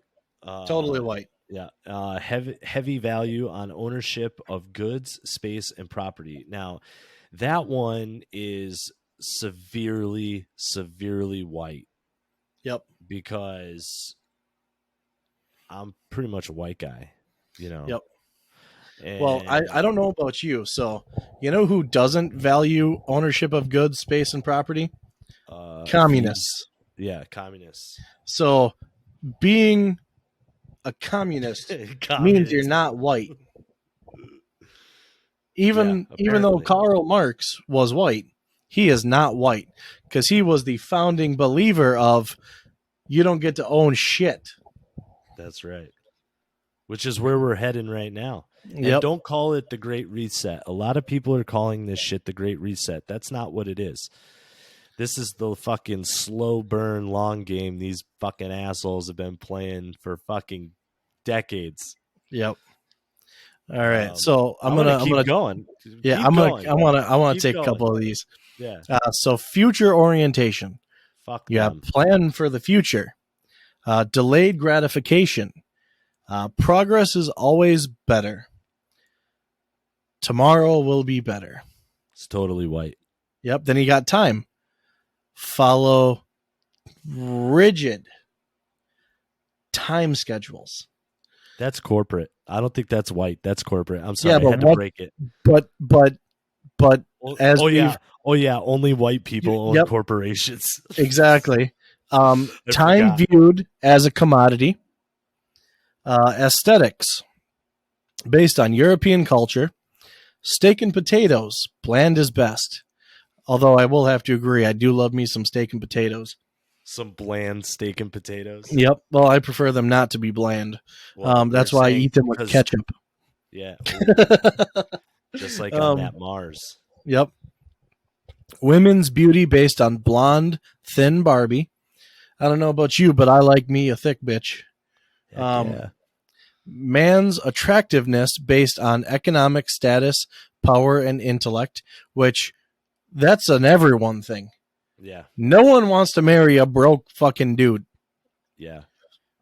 Holidays based on Christian religions, based on white history and male leaders. But Justice. that's all over the world.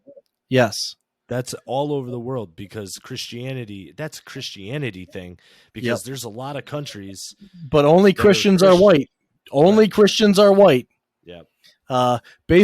Justice based on English common law protects property, entitlements, and intent counts. Let's do competition. Be number one. Win at all costs. So does that mean LeBron James is white? Because LeBron James wants to be number one. He wants to win at all costs. LeBron James believes in the winner-loser dichotomy. Action orientation. Master and control nature. Must always do something about a situation. Aggressiveness and extroversion. Decision making. Majority rule. Cool, or parentheses, when whites have power.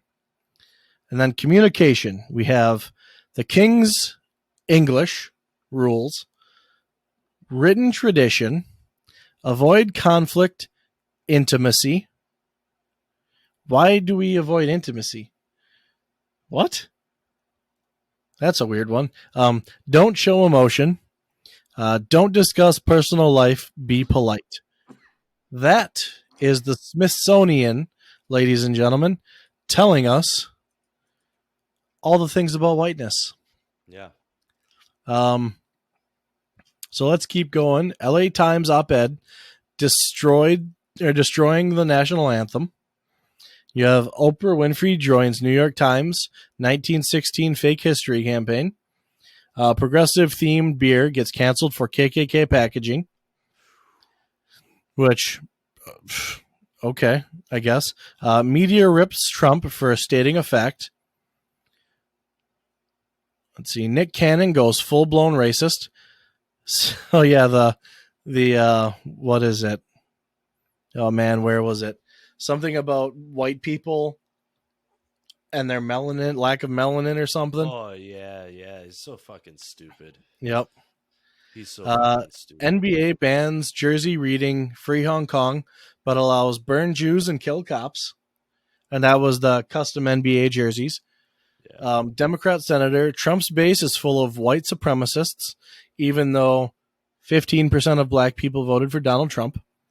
USA Today engages in Nazi symbol conspiracy theory to attack Trump. Crime spikes in cities as Black Lives Matter remain silent. Penn State retracts statement in support of conservative voices because, if you're a conservative, you're just basically a Nazi. So Seattle hosts segregated training for white employees to undo their whiteness. Ilhan That's not Omar, racist. yep. Ilhan Omar calls for destroying the system, which I agree. We should destroy the system. It just depends on what system exactly you're talking about, you crazy psychotic bitch. Well, she's a fucking radical Muslim terrorist lady, so Yep. because we allow people to infiltrate our republic like that and get into our government, just Yep. like all these fucking Chinese spies that have been in there, not to mention CNN, the George Soros, the motherfuckers who are actually trying to fucking destroy your goddamn life. Yep. So this one's kind of interesting. Poll shows American universities are making woke children hate America. A new town hall / Young American Foundation survey shows only 40% of college students reporting they are proud to be an American. In contrast, 63% of high schoolers reported the same. That's NYC fucking crazy. councilwoman, yeah, NYC councilwoman calls white man holding black child on lap violence. Famous Frederick Douglass statue removed following vandalism. And the vandalism was done by what I assume to be BLM. Democrat senator, we need to consider destroying the nation's founders. All right. All right. Um, Chris Silaza isn't actually following American politics.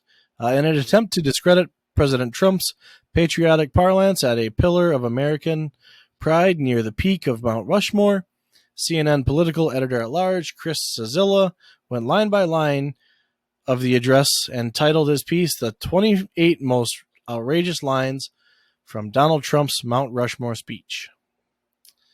And there's just a Plethora.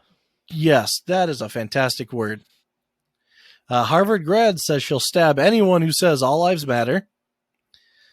Columbus, Ohio removes Columbus statue. Democratic Party, Independence Day glorifies white supremacy. Washington Post editor calls for revenge against white women. 70% of liberals want to rewrite the Constitution. BLM co-founder, the goal is to oust Trump. 1916 writers, racist screed, white people are Hitler. AOC, Latinos are black.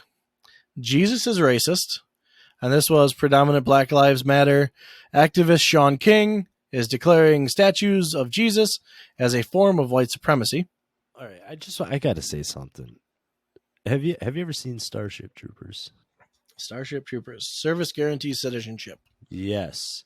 Now, which is a perfect fucking movie for everybody in our country to watch immediately because it will show you fucking how I think your life should be. Anyway, and I just mean getting eaten by bugs. Yes, yes. The thing that this is reminding me of, because we're like saying the news and I'm like, oh, click here if you want to see this. The fact that Jesus is racist is crazy. Also, Jesus was a Jew and has no basis in this argument. Because we're white and we're obviously Christians, right? Because we have to be white Christians because we're white. You see what I'm saying? Yep. It's fucking stupid. It's insane. So we have here NPR makes up right-wing violence. NPR, which is funded by taxpayers, invented violence out of thin air from a right-wing extremist who narrowly escaped a vicious assault from rioters who blocked her car, ripped out her dreadlocks, and pointed a gun at her. You know, since they made it legal for people to act like fucking retards, why can't they make it so, like, if you're standing in the middle of the street like a fucking asshole and you're being, I mean, come on, dude. Who the fuck wants to stop for that? Yeah. Like, I'm probably going to take my chances and go to jail rather than get my fucking head smashed in by a bunch of fucking angry retards, because that's what these people are. They're angry because they're retarded. Yep. You know, it's not enough to just be mad and protest, right? No, you got to fucking stop people in the middle of the street on a highway and shit. Yep. You go ahead and try to stop a fucking semi that's going 70 down the highway and he's the only one on the road and you're in the middle of the fucking thing like an asshole. Yeah. You're going to look like a dead deer. So, stupid. Let's talk about revolution. Let's talk about Eskimo pies and how they'll change its fucking name. Are you kidding? Are you kidding? No. It's almost 100 years old, and they're going to change it. Eskimo pies. What are they going to call it? Fucking ice cream fudge bar? I think that name already exists. It's so gay. I'm so fucking mad. Fuck these motherfuckers. Fuck your racism. So let's go ahead and talk about the children of the revolution, shall we? This is going to be. Say I'm a child of the revolution, but obviously our revolution is quite different than the others. Yeah. Ours is a revolution for more freedom. So here we have the children of the revolution. Nobody is more dangerous than he who imagines himself pure in heart, wrote James Baldwin, for his purity by definition is unassailable. This observation has been confirmed many times throughout history. However, China's Cultural Revolution offers the starkest illustration of just how dangerous the pure in heart can be. The ideological justification for the revolution was to purge the Chinese Communist Party and the nation more broadly of impure elements hidden in its midst.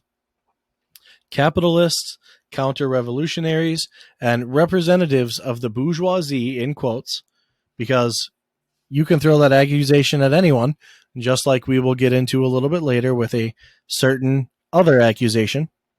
To that end, Mao Zedong activated China's youths, unblemished and uncorrupted in heart and mind, to lead the struggle for purity. Christened the Red Guards, they were placed at the vanguard of a revolution that was, in truth, a cynical effort by Mao to reassert his waning power in the party. Nevertheless, it set in motion a self-destructive force of almost unimaginable depravity. The Cultural Revolution commenced in spirit when Mao published a letter indicting a number of party leaders on May 16th, 1966. But it was a seemingly minor event 9 days later that ignited the revolution. In effect, a young philosophy professor at Peking University named Nai Yaozi placed a big character poster, a handwritten propaganda sheet featuring large Chinese characters, on a public bulletin board denouncing the university president and others in the administration as bourgeoisie revolutionists. Mao immediately endorsed her protest, which set off a chain reaction of student revolts that swept through China. The chain reaction was accelerated by working groups of ideologues sent to administrator schools. Under their tenure, schools became centers of activism rather than learning. Students were encouraged to create big posters exposing their teachers, officials, and even parents, which is what we're kind of seeing nowadays with setting up a protest for Angela Davis, Red um, flag trying laws. trying to deconstruct your whiteness, and all that sorts of stuff. The accused were humiliated in daily struggle sessions in which their students and colleagues interrogated them and demanded confession. The viciousness of these sessions rapidly intensified. Students beat, spat upon, and tortured in horrifically creative ways. They're often elderly teachers and professors. In one case, students demanded their biology professor stare at the sun with eyes wide open. Jesus Christ. Oh my If he god. blinked or looked away, they beat him. Even middle and elementary school students participated in struggle sessions, sometimes beating their teachers to deaths with sticks and belts. Students were also encouraged to turn in their classmates as the sin of one generation passed to the next. A new hierarchy was born. The children of the revolution on top of the children of landlords, capitalists, and rightists at the bottom. These students were labeled rotten eggs and were fair game for met out the same treatment met out to their parents. The current president of the People's Republic of China, Xi Jinping, endured his fate. He was only 15 years old when his father, a loyal Maoist and one-time propaganda chief, was purged, his sister executed, and his own mother forced to denounce Xi in a reactionary or as a reactionary. Amidst the hysteria, teachers, professors, and intellectuals did not dare stand up to the students or defend their colleges, lest they offer similar fates. But they could not escape by being bystanders, with every word and action becoming potential evidence of capitalist sympathy. Teachers and intellectuals um, Enthusiastically. enthusiastically joined their students in the struggle sessions and screaming at rallies. Mao's decision to use China's youth as his vanguard was, by fortune or foresight, instrumental to the revolution's initial success. The young may be pure in heart, but they are also high on emotion and short on life experience. Simply put, they are naturally Philistines. Philistines. Yep, okay. Still in their identity forming years. China's youth had China's young had few barriers to a complete identification with the Red Guard.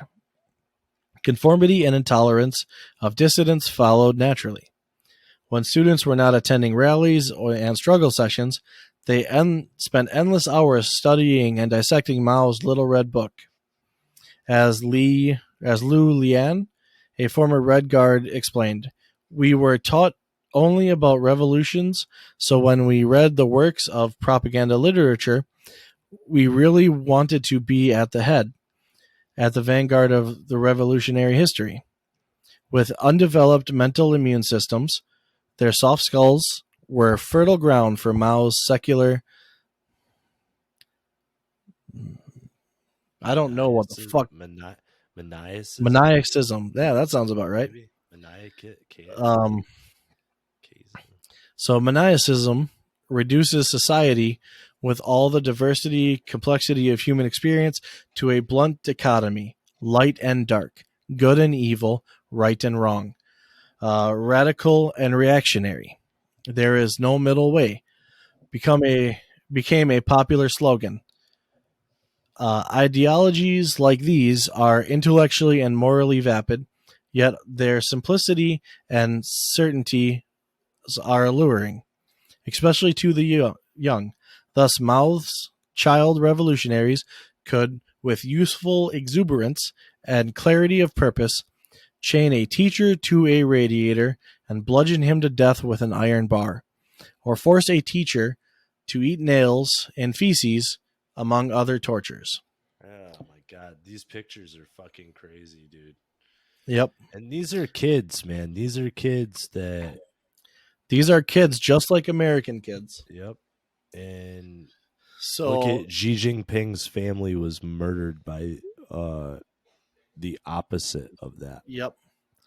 So, when we want to talk Basically, what he is.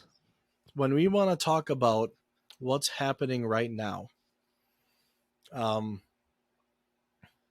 you have kids who are being told by their teachers, don't go home and tell your mom and dad what I'm teaching you. We have teachers that are, or we have kids that are going home and saying, Mom and Daddy, why are you the bad person? Because they're being taught white is not right. Mm-hmm. They're being taught white supremacy is the biggest threat in this country. White, white, white, white, white. It's Yep. almost like they're trying, and this is my fear. This is a big fear that I have, which we will get into a little bit later on. So I will curtail that for a little bit later. I think we're going to skip those two root articles, and Okay. we're going to go into this white supremacy thing. So, first article is vast white supremacist violence in America is a myth the media won't give up. The national media's ongoing campaign to spread the myth that there's a surge in white supremacy related violence continues with Washington Post columnist Patella Dovrak, Petula Dvorak. yeah, insisting with great originality that white men are becoming some of America's greatest threats. Where have we heard this before? The biggest terror threat in this country is white men.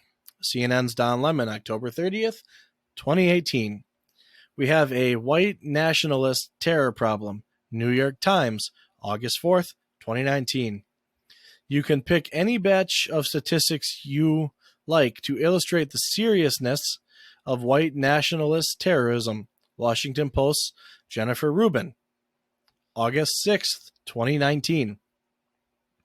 The media myth that there's been a surge of right-wing or white supremacist violence under Trump is extensively documented in my forthcoming book, Privileged Victims: How America's Culture Fascists Hijacked the Country and Elevated Its Worst People.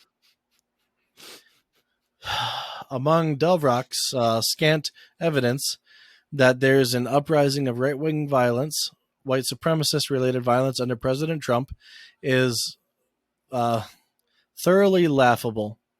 There is the thoroughly laughable study by the Anti-Defamation League that found a grand total of 50 murder deaths perpetuated by right-wing extremists last year.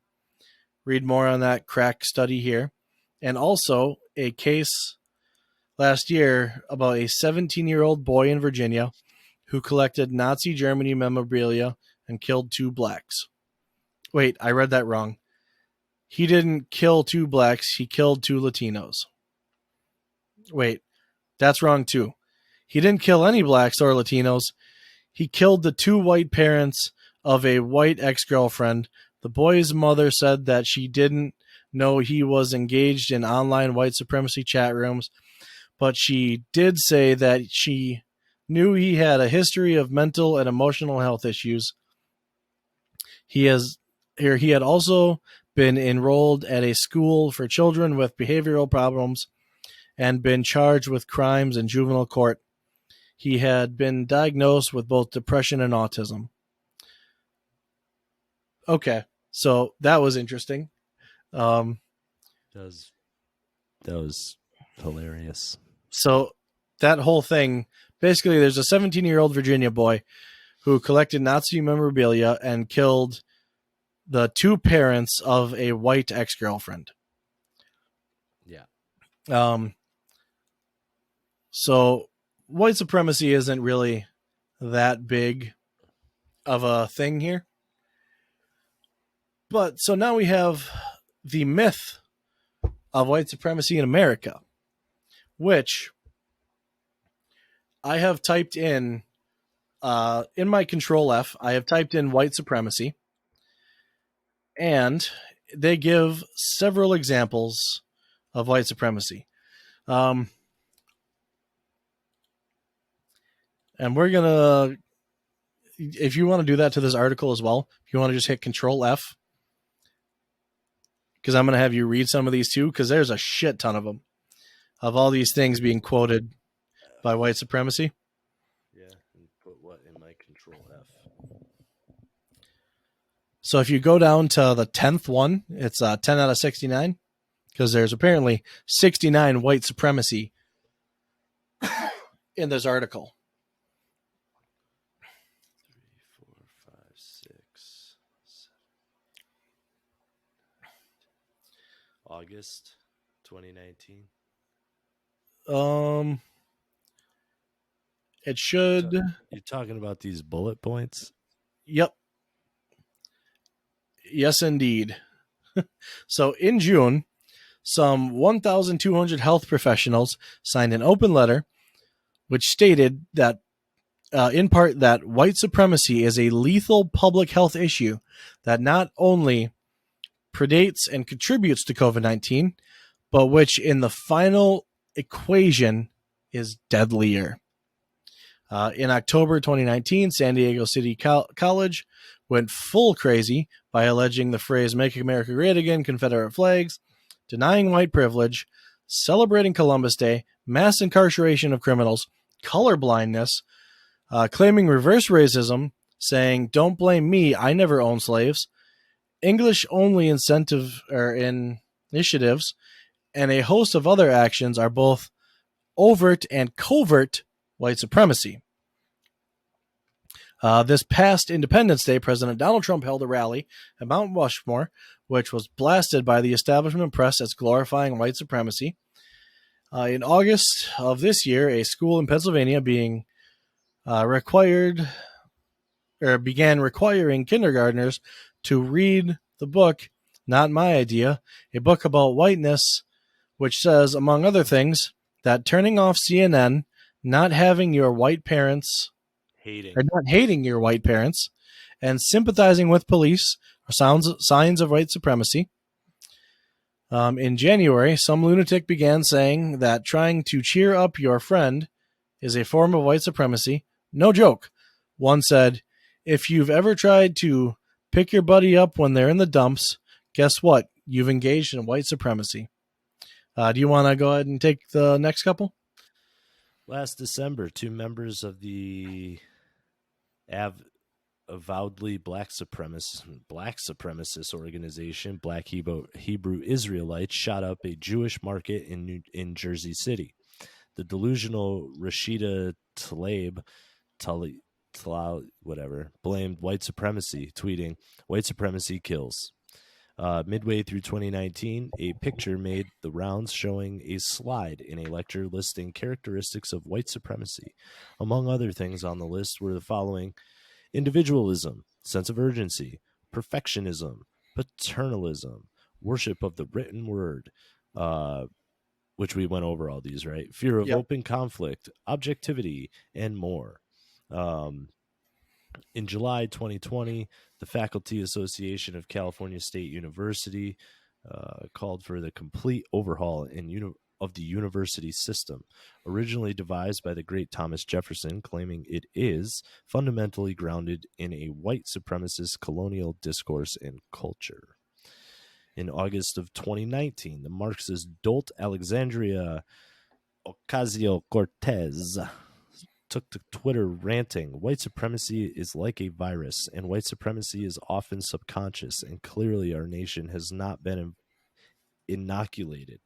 WS, what is that? WS, Washington State, is our nation's original sin. Oh, white supremacy is our nation. Yep. Sorry, I don't like when she uses weird words like this. Also in August 2019, the Washington Post ran with this headline: "Why free speech makes it difficult to prosecute white supremacy in America." Yes, the article is as absurd as the title. In July of this year, black faculty at Columbia University, one of the most radical in the world, demanded the institution conduct a review of every program to gauge its complicity with systems of white supremacy. They demanded that departments unlearn and challenge whiteness and white supremacy. What the fuck? Who has time to write these things? Yep. To a school that's got thousands of people at it learning stupid shit, right?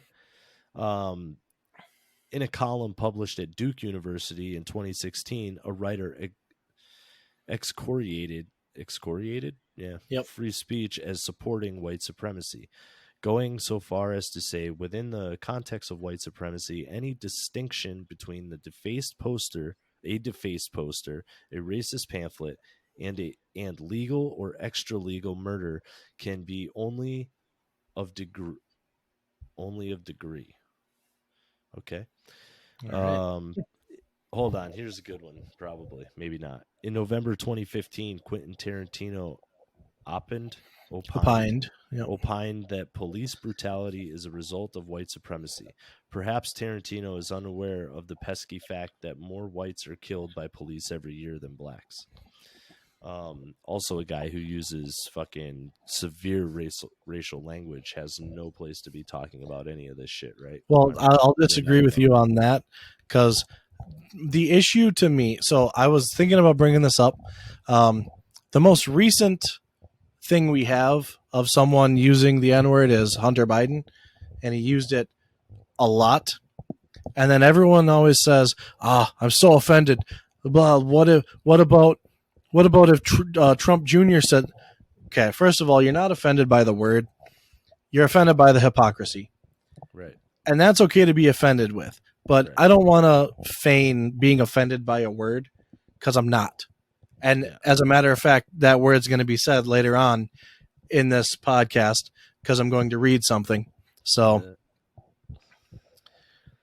Okay. In December 2014, MSNBC hosted a black guest who alleged that the foundation of this country is racism and white supremacy, even blaming the Ferguson riots on them. Okay, sure. In December of 2019, a number of academic activists wrote a letter complaining about the scientific term quantum supremacy, stating, in our view, supremacy has overtones of violence, neocolonialism, and racism through its association with white supremacy. Whose fault is that? Anyway, Similarly, math is considered by some mental defectives as white supremacy and racism. Yes, math. Really? Wow. That's interesting. I didn't know that. Anyway, in 2017 and 2019, when Patriots won the Super Bowl, socialists came out of the woodwork to gripe that a Patriot victory is a triumph for white supremacy. My God, man, come on. Yep. In 2019, a fan was banned by the MLB for life for showing the OK hand sign, which has been dubbed a sign of white supremacy in the background during a broadcast. You mean the one that is also an emoji that's probably one of the most used emojis ever? Correct. Yeah. Okay. Correct. Yeah. Let's see. In 2016, 60 professors from the law school of the American University signed their names to an outlandish letter stating that the phrase "all lives matter" is a sign intolerance and white supremacy and is used by those who do not believe the laws should equally protect those who have a different skin color or religion. Really, it's just something that's said by a bunch of people who don't understand what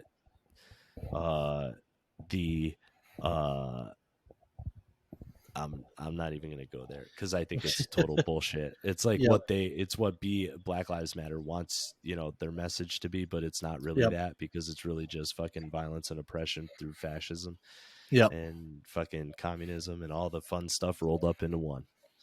Where was I? 2017, a University of Southern California education professor said that those engaged in disruptive tactics to shut down hate speech, as well as those holding signs, protesting outside of speaker venues, and engaged in other forms of resistance against white supremacy, should not be punished. To punish or criminalize these rioters, he says rioters, who are disproportionately students of color, is unacceptable.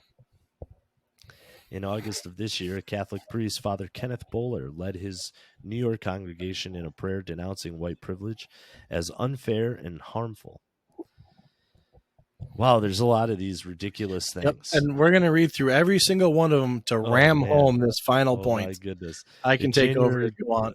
Yeah, go for it for a little bit. In January 2018, the anti-white racist Oregon professor Rashimi I Dutt don't know. Ballerstedt released a 15-point checklist on how to determine whether you're supporting white supremacy. Among other things, as equally asinine, she wrote, when it comes to understanding your own white privilege, you get very angry if a faculty member of color points out to you where and how your privilege is operating. In 2017, cyberspace erupted in an outrage over the white Skittle being rolled out. Though it had actually been introduced previously, some blasted the whiteness, saying the color white should never be used to personify equality. Others said the Skittle should have been a brown or black, and still others equated whiteness and capitalism, deriding Skittle for supporting one another, or Number for one, supporting either one. it's disgusting because black and brown in candy means root beer, which I don't want a root beer flavored Skittle. And licorice. I don't like black licorice, and I don't want a fucking black licorice flavored Skittle. So that's why Be you go careful. white. You said I don't want black. That could be clipped. Whatever, yo. In July 2020, the U.S. Army accidentally distributed a memo wherein they said that using the phrase "Make America Great Again" is an indicator of white supremacy. The handout also listed the following as indicators of white supremacy: celebrating Columbus Day, supporting English, only initiatives, denying white privilege. We talked about that one. The Army went through all the efforts to put this Huckum together. I think that's what it is. Anyway, in October 2017, a New York professor and author of the racist screed White Lies tweeted that if you're forming a white family plus reproducing white children, how is that helping plus not a part of the white supremacy problem? So even having children is white supremacy. Yeah. In Uh, early 20, go ahead. what? Oh, I Oh, was gonna say before that word was hokum, and it is. It's bullshit. yeah. Um, in early 2016, Black Lives Matter accused a Nashville public library of white supremacy for declining to host a BLM meeting because of the library's policy of not permitting meetings that exclude people based on race. Black Lives Matter openly intended to violate this policy, inviting only black people, as well as non black people of color, to attend, but disinviting whites. So, white supremacy is not inviting whites. All right. Back in 2015, radicals in California pledged to support the paint the White House brown in order to combat white supremacy. In December 2016, NPR called Alex Jones and his stellar InfoWars radio program the gateway drug to white supremacy in the United States.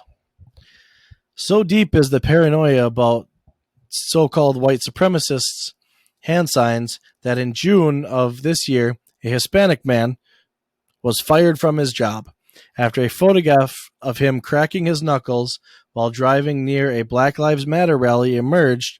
The man later said, "I do that a lot when I'm driving. It had no racist intent behind it.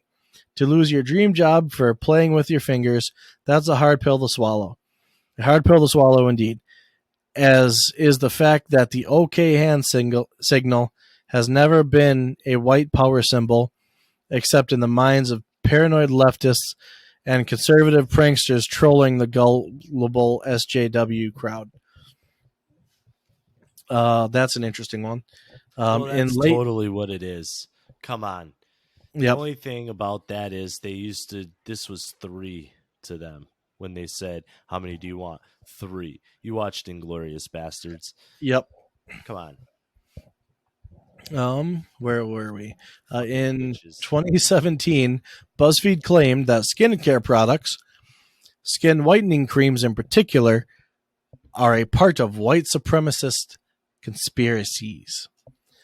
In August 2017, Green Party Vice President, presidential candidate Jamu Baraka said that in order to destroy white supremacy in America, we have to remove symbols of George Washington and Thomas Jefferson. And you want to go ahead and take over from there? In June 2020, hit piece Monica Samayola claimed that white people make blacks and people of color feel unwelcome, invisible, and that they don't belong in the outdoors. Yes, you now you can blame racism for the fact that more white people hike and enjoy the woods than blacks. Interestingly, Monica capitalized black people in her article but left white people in lowercase letters. I'm sure it's just a typo and not anti-white racism seeping through. In a similar vein, the Sierra Club also denounced the unbearable whiteness of hiking in a December 2016 article. According to them, the thing that is keeping people of color from participating in outdoor recreation, enjoying its benefits, is, you guessed it, white America. In a July 2018 article, we all learned that blacks are afraid to go hiking because bad things happen to black people in the woods, like lynching. Um, it's something that you see again and again. When you look at history and civil rights movement and slavery, black people going into the woods and not coming back, perhaps I've just not wait. Perhaps I've just not noticed all the lynch mobs lying in wait as I've hiked and hunted in the woods for most of my life. Thankfully, we have media to tell us to be careful of the KKK dominated outdoors. Which is fucking ridiculous. Come on. Yep. The Sierra Club purchased a June 2020 piece titled Racism is Killing the Planet, wherein they whine that racism and white supremacy harm all of us because, in addition to robbing us of our humanity, racism is also killing the planet we all share. An idea, a long overdue realization, is growing in the environmental movement. It goes something like this: we'll never stop climate change without ending white supremacy. That sounds ridiculous. The Sierra Club also capitalized black people but left white people in lowercase letters. Those darn typos are everywhere. And I'll just say about the typos, I don't give a shit. You don't hurt my feelings. Fuck you. Yep. In January 2020, a high school student had his InfoWars hat confiscated by the school and was labeled a white supremacist by the principal. The boy's father took to social media writing, "My son was threatened and charged for white supremacy," essentially marking him for life with hate crime, at least his permanent record. The principal even told my son that he was in fact a white supremacist, thus slandering and defaming the boy further. Lebanon's school district gets their guidelines from the ADI or the ADL in the Southern Poverty Law Center. In June 2020, the radical activist Sean King demanded that all depictions of Jesus as white need to be torn down because of their gross form of white supremacy and racist propaganda. That's how I imagine he sounds. Yep. Like Vince McMahon. No. Created as tools of oppression. In June 2019, a radical journalist blamed white supremacy in the Trump administration for delay in swapping out Andrew Jackson for Harriet Tubman on the $20 bill. May the delay be permanent and the heroic Andrew Jackson remain visible icon for all Americans. Oh my God, this is crazy. Yep. And there's still a decent amount more. There's a fucking gajillion of these and things. I want to ram this point home. So I'll go ahead and take over. In November 2019, a sign with the phrase "It's okay to be white" appeared in Oklahoma City, prompting a police investigation because it allegedly promotes white supremacy. The responsible party, a law student at the Oklahoma City University, was later identified and expelled from the school. In the aftermath of George Floyd's de facto suicide, That's a great way to frame it. That's pretty funny. While high on a lethal dose of fentanyl earlier this summer, the Marxist mob went after businesses for their racism and white supremacy, forcing them to change their names or drop the logos. Companies and products attacked included were Eskimo Pie, Aunt Jemima, Mrs. Buttersworth, Uncle Ben's Rice, and the Washington Redskins even dropped Redskins from their title. Stupid. Yep, as Black Lives Matter rioters ravaged Minnesota earlier this May, the state's Democratic governor amazingly blamed white supremacists, claiming they can easily blend in and stir up chaos. So, the Democratic mayor blamed white supremacy for the riots. In July of this year, the National Museum of African American History and Culture published an absolutely asinine paper detailing all the ways that white culture and whiteness are linked to white supremacy, which we went over that giant list earlier, and it was fantastic, and I love it so much. During the first presidential debate between President Donald Trump and Joe Biden, in the context of the rioting happening in American cities, liberal moderator Chris Wallace challenged President Donald Trump to denounce white supremacy, implying they were behind the violence, and Biden ranted about the threat it poses. In response, President Trump not only said sure, he would denounce them, but then addressed the Proud Boys, who are falsely labeled as white supremacists, telling them to stand back and stand by. Every normal person knew this meant that they should step aside and let law enforcement handle the riots. The next day, however, the controlled media went ballistic, claiming that President Trump refused to denounce white supremacy, which I do agree he could come and said, yes, I fully denounce white supremacy 100%. Yes. But I will also state the fact that he's denounced it about 17 times prior to that time. And if I got asked the same question 100 fucking damn times, I'd just be like, fine, fuck it, whatever. Finally, getting to the very core of scaremongering campaign against a so-called white supremacy, the New York communist Alexandria Ocasio-Cortez said, calling people who believe in democracy, civil plus economic rights, and racial justice communists has a long, rich history with white supremacy in the United States. It was one of the preferred smears against integrating schools and one of the main attacks used against segregationists against MLK Jr. So then we skip to this one. 20 subtle ways white supremacy manifests in nonprofits and philanthropy. We're just going to run through this real quick. Philanthropy. Philanthropy. Wait, or philanthropy, whatever the fuck you want to call it. Oh, 20 subtle hints. And this is just to prove how asinine this is. Your nonprofit or foundation board is mostly white men, or mostly white, when the community you serve is mostly people of color. That's white supremacy. Yes. Your organization has been snow-capped, meaning senior leaders are white, while less senior staffs are people of color, and there is no plan to change this. That's white supremacy. Your donors are mostly white people, and your fundraising practices are all about making them happy. That's white supremacy. Your conference speakers and presenters are mostly white. That's white supremacy. Your foundation hasn't examined where its resources come from, possibly from slavery, stolen indigenous lands, or other injustices. That's white supremacy.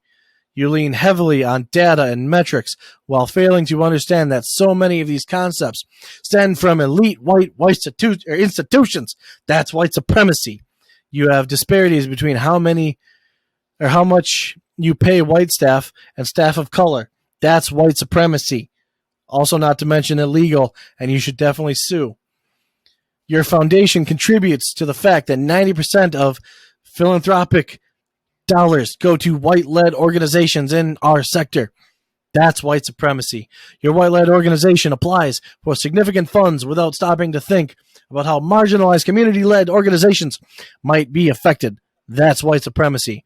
Go ahead and take it from number 10 and be animated about it, because I'm sure these people are fucking bored about hearing about white supremacy as I am. All right. Your organization and foundation has mostly white CEOs and What's a EDS? Erectile dysfunctions. Okay. And now that you're in crisis, you finally think about hiring a person of color, a phenomenon called glass cliff. That's white supremacy. Your foundation talks about equity, diversity, and inclusion without moving significant resources to organizations and movements led by racialized and marginalized communities. That's white supremacy. Your capacity building recommendations are based on having communities of color-led organizations operate more like white-led organizations. Jake, that's white supremacy. Is it? Yeah. You conduct surveys, focus groups, or other forms of research, and you don't disaggregate by disaggregate. Disaggregate? I think they spelled it wrong. It's disaggregate by race. I don't know. Which often means the results are skewed towards white respondents. Since there are more white people in our sector, that's white supremacy. You have a DEI commitment. Okay, let me pause there. I don't get what that is. Diversity, inclusion, and so it stands for DI. It's actually DI. They changed it to DEI. Let me Google it quick. DEI. Okay. But I'm going to read this one. You have a DEI committee that is given very little power and can only make recommendations that are often ignored by mostly white senior leaders and board members. That's white supremacy. DEI, or DI, as Professor Dr. Amazing Guy Gad Sad calls it, it's DI. Diversity, inclusion, equity. Ooh. But the way they call it is diversity, equity, and inclusion. Yeah. Oh, here we go. I got another one. I think you got a few more. Yeah, I see them. You ask staff of color to sit on a DEI, or no, you ask staff of color to sit on a DI committee or otherwise do DI work for free. That's white supremacy. White supremacy. White supremacy. You create a list of recommendations such as top 10 leaders in philanthropy, top 20 blogs about data and evaluation, etc. And it's mostly white people. That's what now? White supremacy. You don't stop to examine your vendors and whether they're mostly white owned or POC owned. That's white supremacy.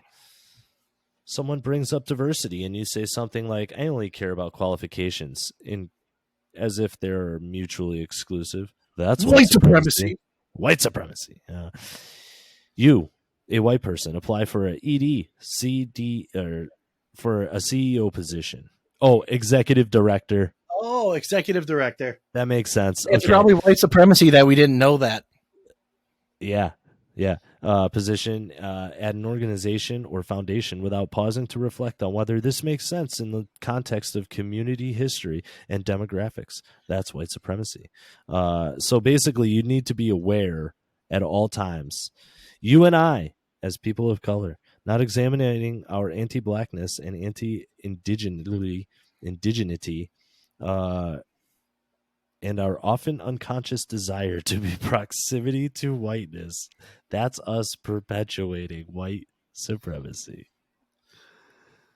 So people of color not examining our blackness or our, basically our heritage or whatever, and our often unconscious desire to be in proximity. So if you want to be around white people, that's you perpetuating white supremacy.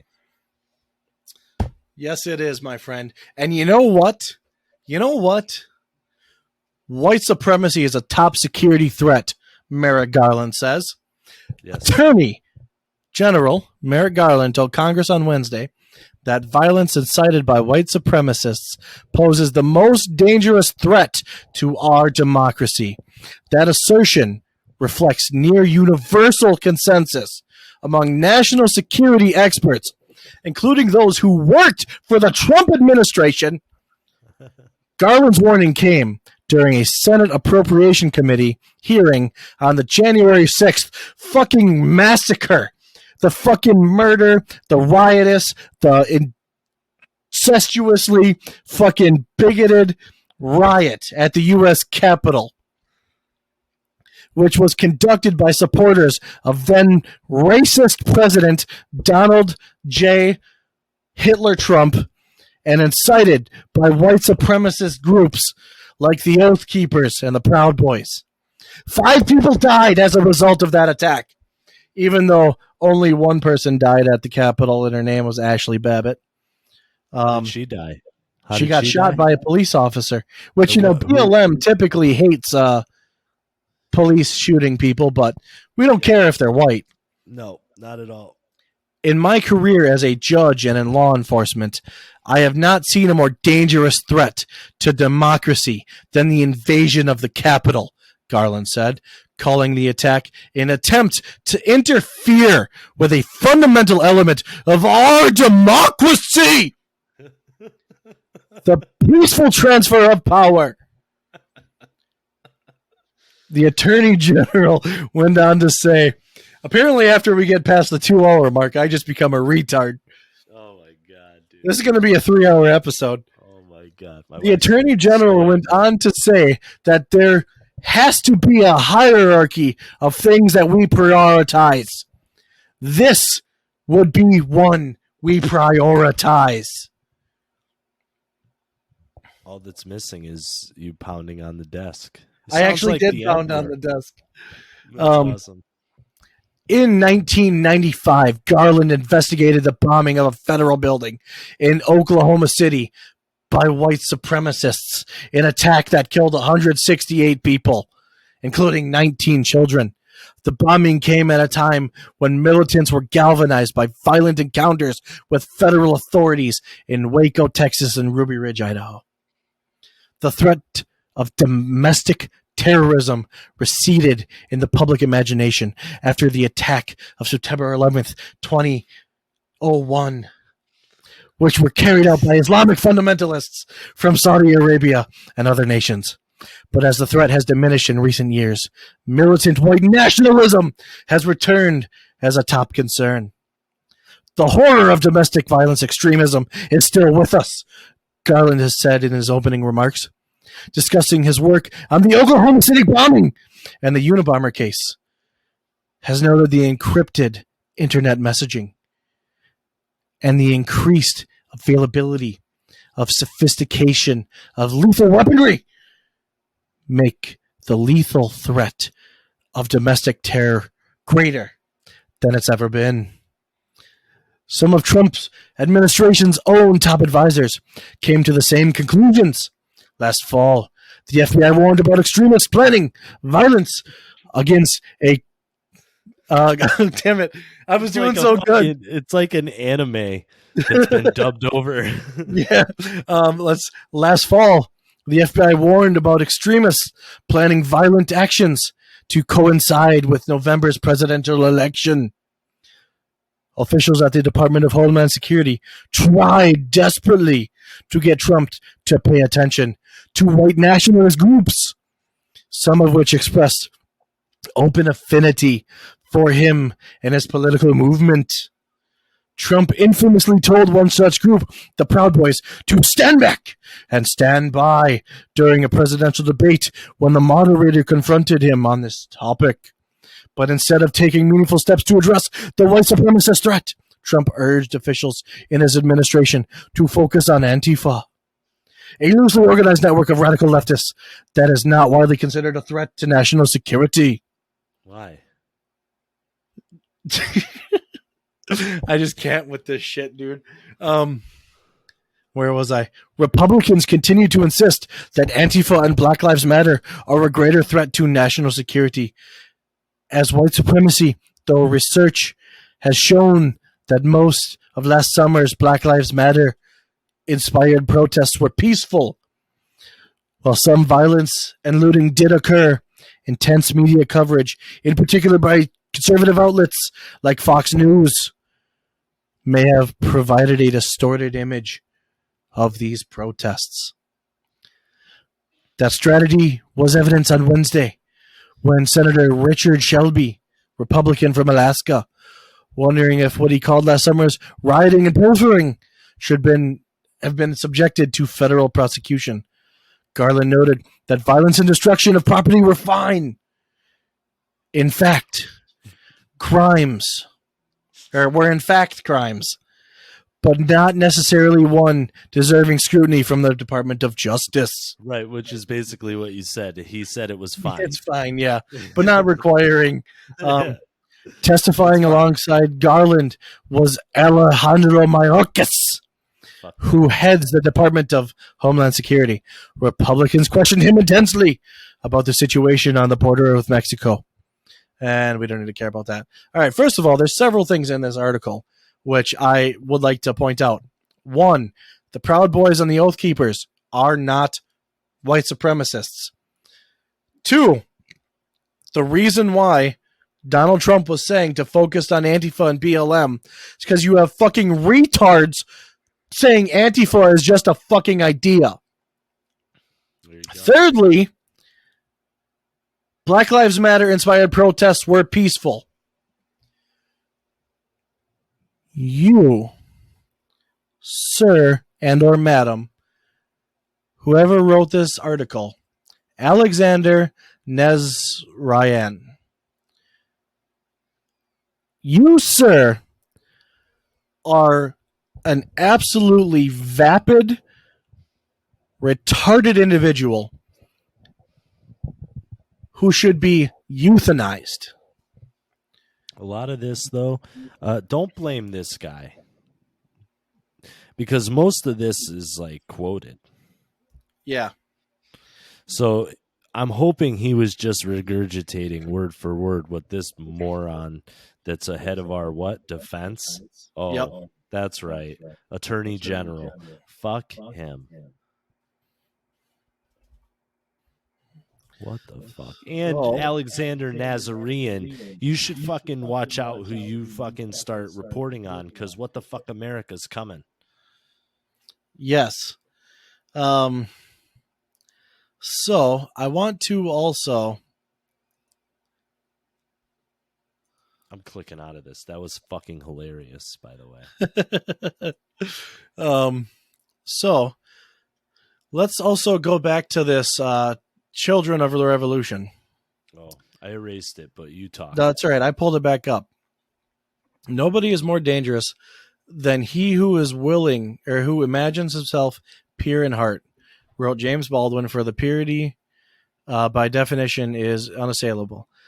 This observation has been confirmed many times throughout history. However, China's Cultural Revolution offers perhaps the starkest illustration of just how dangerous the pure in heart can be. The ideological justification for the revolution was to purge Communist Chinese Party and the nation more broadly of impure elements hidden in its midst. Capitalists, counter-revolutionaries, and, quote, representatives of the bourgeoisie. Let me just posit to you something. Sure. The ideological justification for the revolution was to purge the United States and the nation more broadly of impure elements hidden in its midst. Capitalists, constitutionalists, and white supremacy. To that end, I don't think they were hidden in their midst.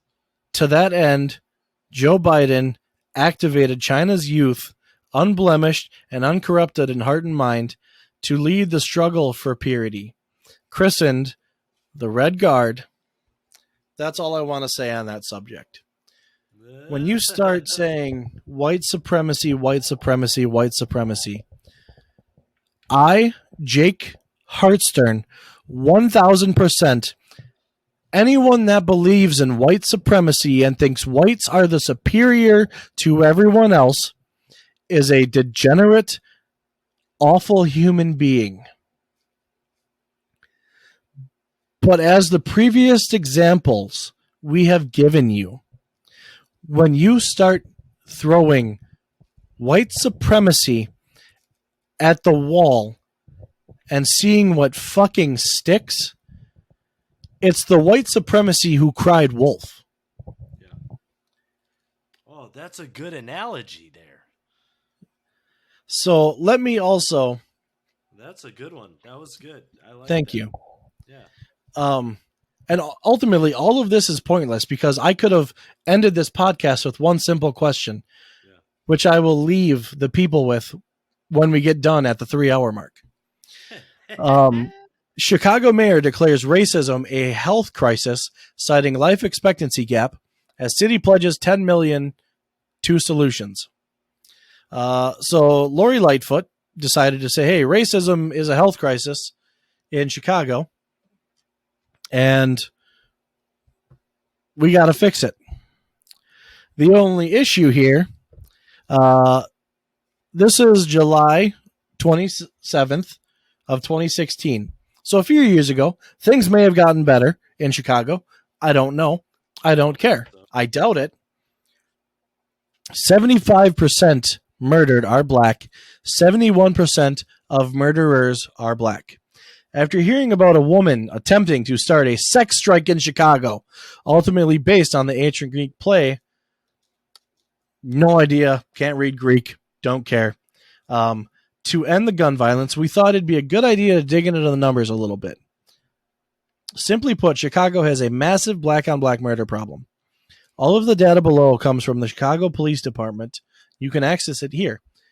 In 2011, the latest data officially released by the Chicago Police were there were 433 homicides.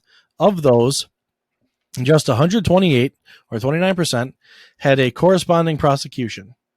So here we have victims. 83.4% of deaths were from shootings, 6% from stabbings, and 6.5 assaults. Of those 362 firearm homicides, 351 were from handguns. 77% of all homicide victims had a prior arrest history. Victims were 90% male. Victims by age. The largest age group, 17 to 25 and 26 to 35. You had a 45% chance and a 26% chance. Victims by race. Black victims, 326, or 75.3%. Hispanic, 82, or 18.9. White, 20, or 4.6. Let's take a look at offenders. Offenders, the greatest age range was, again, 17 to 25, 26 to 35. And we'll just jump down to offenders by race. Black, 122, 71%. Hispanics, 42, 24%. White, 6, or 3.5%. So looking at the troubled statistics is a reasonable, or looking at these troubling statistics, it is reasonable to be reminded of Don Lemon's, a black CNN anchor, somewhat famous and controversial comments during the George Zimmerman acquittal in 2013. Black people, Lemon said, if you really want to fix the problem, here's just 5 things you should think about doing.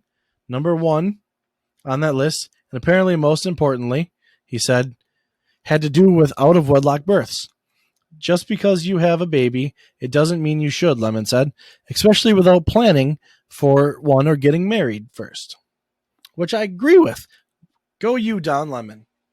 So that was just another thing I wanted to add in there because, racism is everything. If you're too fat, racism. If you're too poor, racism. If you're too dumb, racism. If you're too smart, racism. If you're too black, racism. If you're too Asian, racism. If you're too skinny, racism. If you're too racism. It's a never-ending cycle of just asinine bullshit. So, we have given you several examples of things that are fantastic and great, white supremacy and all the issues. Let's go ahead and take a look at the 10 of the most villainous acts committed by the Ku Klux Klan. The lynching of John Williams. Yeah. During the Reconstruction era, the United States was still recovering from a massively destructive civil war. Still bitter over their defeat, Southern radicals began attacking sympathetic whites and free blacks, sometime for no reason. John Williams was one such victim. John Williams was an early civil rights leader and has been targeted by the Ku Klux Klan for quite some time. In the late night in March 1871, a group of Klansmen bombarded his house and dragged him from his cabin. These men tied a rope around Williams' neck and forced him up a tree to hang himself. So that's pretty fucked up. That's pretty fucked up, dude. Greensboro Massacre. Greensboro Massacre took place November 3rd, 1979, when a group of Communist Worker Party supporters gathered in the streets of Greensboro, North Carolina, to rally. Suddenly, a group of cars circled the protesters. When the protesters rebelled, Klansmen and members of the American Nazi Party fired into the crowd, killing and injuring 5 other people. Or killing 5 people and injuring 5 others. After the murder, it was alleged the police knew that the Klan would attack the demonstration, but did nothing to protect the protesters. You want to go ahead and take number 8? The murder of Harry T. Moore. Harry T. Moore was a black educator who participated in the civil rights movement in the 1930s. He even established his own branch of the NAACP. I just want to say it like that. And served as a secretary. He soon joined protests in fighting for equal pay for teachers in Florida. Before long, he became a household name with the Ku Klux Klan. I wonder why. On Christmas 1951, Harry and his wife were killed by a bomb planted under their bed. The FBI did some investigation into the murders but found nothing. About 50 years later, the FBI concluded that the Ku Klux Klan played a role in the murders of the 2 innocent teachers. Number 7, the rape and murder of Madge Oberholzer. Madge Oberholzer was a young white woman who became close to the KKK Grand Dragon David Curtis Stephenson. She met him during his inauguration party to discuss the rumors of her reading circle having been closed due to budget cuts. Stevenson openly flirted with her and asked her out on dates, which she declined. Oberholzer eventually agreed to have dinner with him and also attended a party at Stevenson's house at one point. On March 15, 1925, Oberholzer agreed to meet Stevenson at his mansion. There, she was forced to drink alcohol until she threw up. She was then kidnapped and brutally raped by Stevenson, who savagely bit her all over her body. Seeing no other way out, Oberholzer swallowed mercuric chloride tablets to poison herself. She eventually died from a staph infection from her bite wounds, as well as mercury poisoning. It's pretty fucked up. That seems a little much, don't you think? Yep. Okay. Number 6, the lynching of Wyatt Outlaw. Wyatt Outlaw was a mixed-race man born to a father who was a slave owner. It isn't entirely known if Outlaw was a slave or a free man, but he joined the army to fight in the Civil War in 1864. Get it? Civil War in 1864. He served in the 2nd Regiment of the Cavalry U.S. Colored Troops until 1866. After the war, he became first black town commissioner. In performing his duties as town commissioner, Outlaw opened fire at some Klansmen who were trying to intimidate blacks in Graham, North Carolina. The Klan was infuriated at the news of this. They dragged Outlaw out of his home and lynched him in the town square. A cryptic message on his chest read, "Beware, ye guilty parties, both white and black." Number 5 is the Pulaski Riot. In January 1868, a group of Ku Klux Klan members plotted to kill a black man named Calvin Carter. He had apparently insulted a black mistress of a white man named Calvin Lamberth. On January 7th, Carter shot at a man who was warning him that men were looking for him. And the town of Pulaski, Tennessee, erupted into chaos. Carter was cornered in a grocery store along with 8 other black men by 18 Klansmen. Several of the grocery store patrons were armed and managed to hold off the Klansmen. Eventually, the police managed to get both sides to stop shooting. As the grocery store patrons came out, the Klansmen opened fire, killing Carter and one other and injuring several more. No Klansmen were injured. All right, I can take this one. Right. The murder of John W. Stevens. John W. Stevens was a state senator from North Carolina and the recipient of a very harsh and unjust death at the hands of the KKK. Stevens served in the Confederate Army during the Civil War, but he wasn't involved in any direct combat. After the war, he continued to do his job as a tobacco trader. He was named Chicken Stevens for shooting a chicken for almost no reason at all. He soon began a life of politics and was widely hated. In 1870, Stevens was confronted at the local courthouse by a group of Klansmen, and to his surprise, they had come to kill him. Stevens had a final request, which was that he may look out the window to see his home and his children playing in the distance. Once that was done, the Klansmen held him down, cut his throat, caught his blood in a bucket, and left his body in the room. That's pretty fucked up. That's pretty fucking crazy. Then we have the Tulsa race riots, which I had never heard about before. Well, maybe I have. They had just actually, I think, released a fucking like a made-for-TV movie about it. Interesting. Like just recently, yeah. In the 1920s, Tulsa, Oklahoma was full of rich black entrepreneurs, largely due to the discovery of oil in the area. In 1921, a white newspaper reported that a young black man had tried to rape a white woman in an elevator. One newspaper petitioned that the adolescent should be hanged, and many whites and Klansmen followed suit. This news spread to the black community, which took up arms to prevent the lynching of the young black man. Soon, an all-out riot began. African Americans opened fires on the whites. Hey, we got black roof Koreans.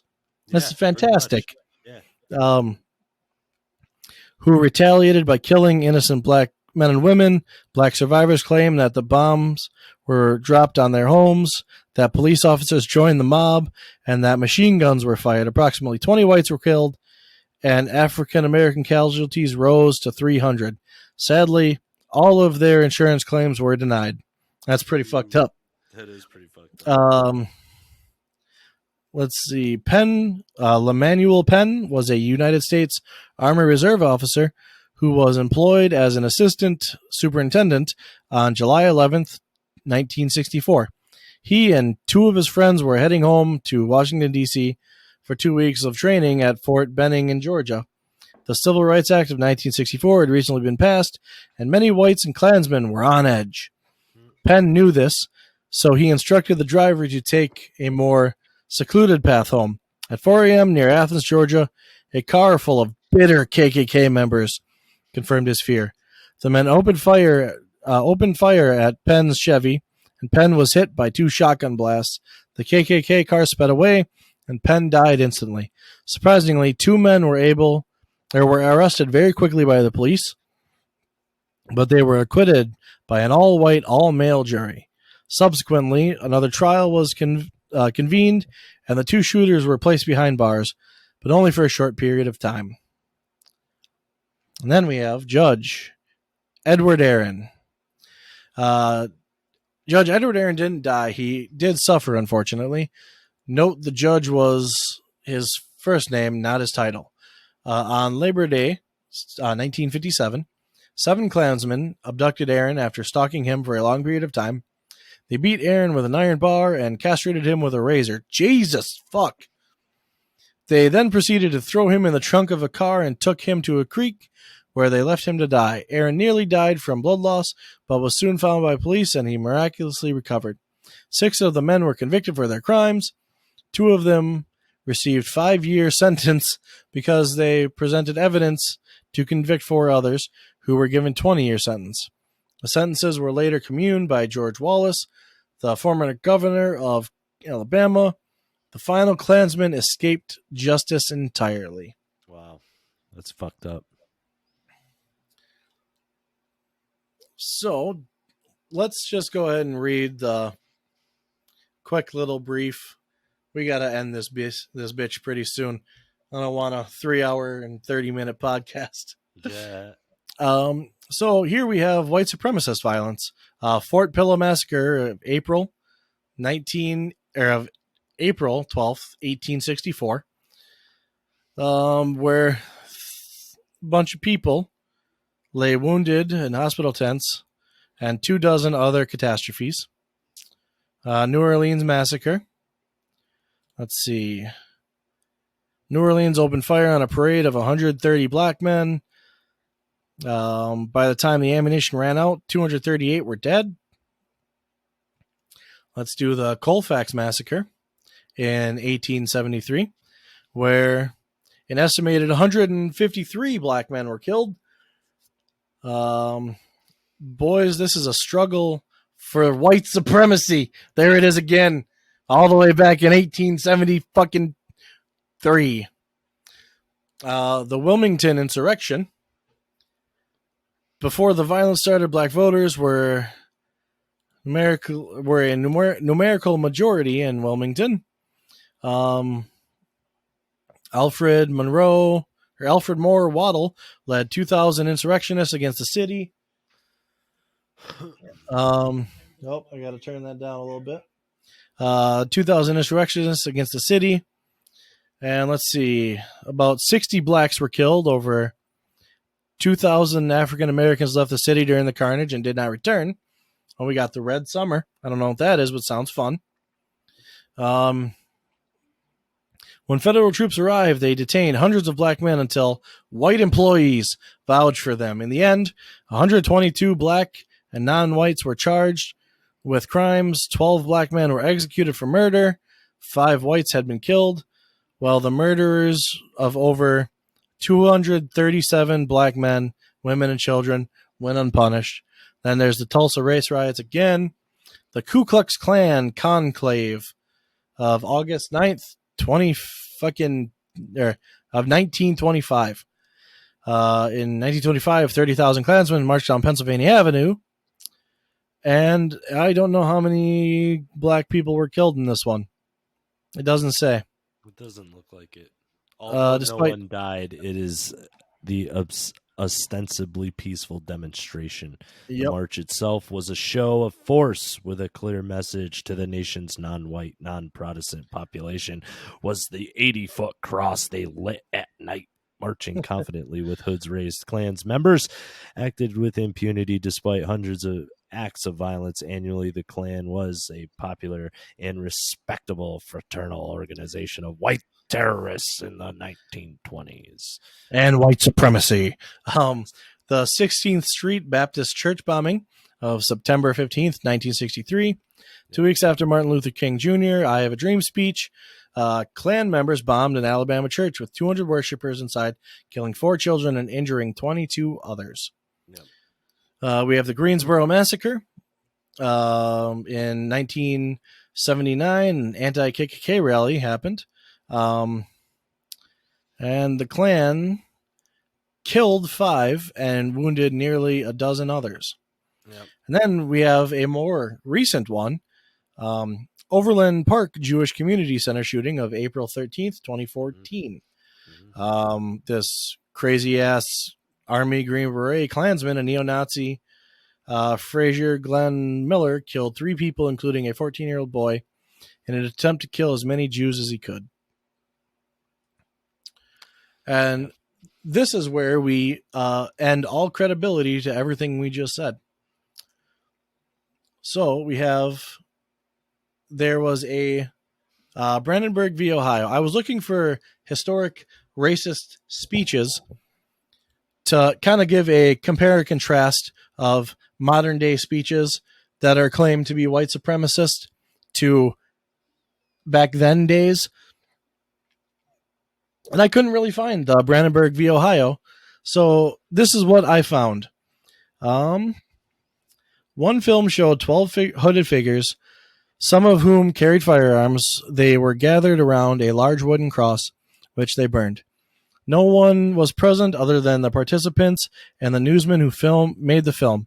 Most of the words uttered during the scene were incomprehensible when the film was projected, but scattered phrases could be understood that were derogatory of Negroes and, in other instances, of Jews. Another scene on the same film showed the appellant in Klan regalia making as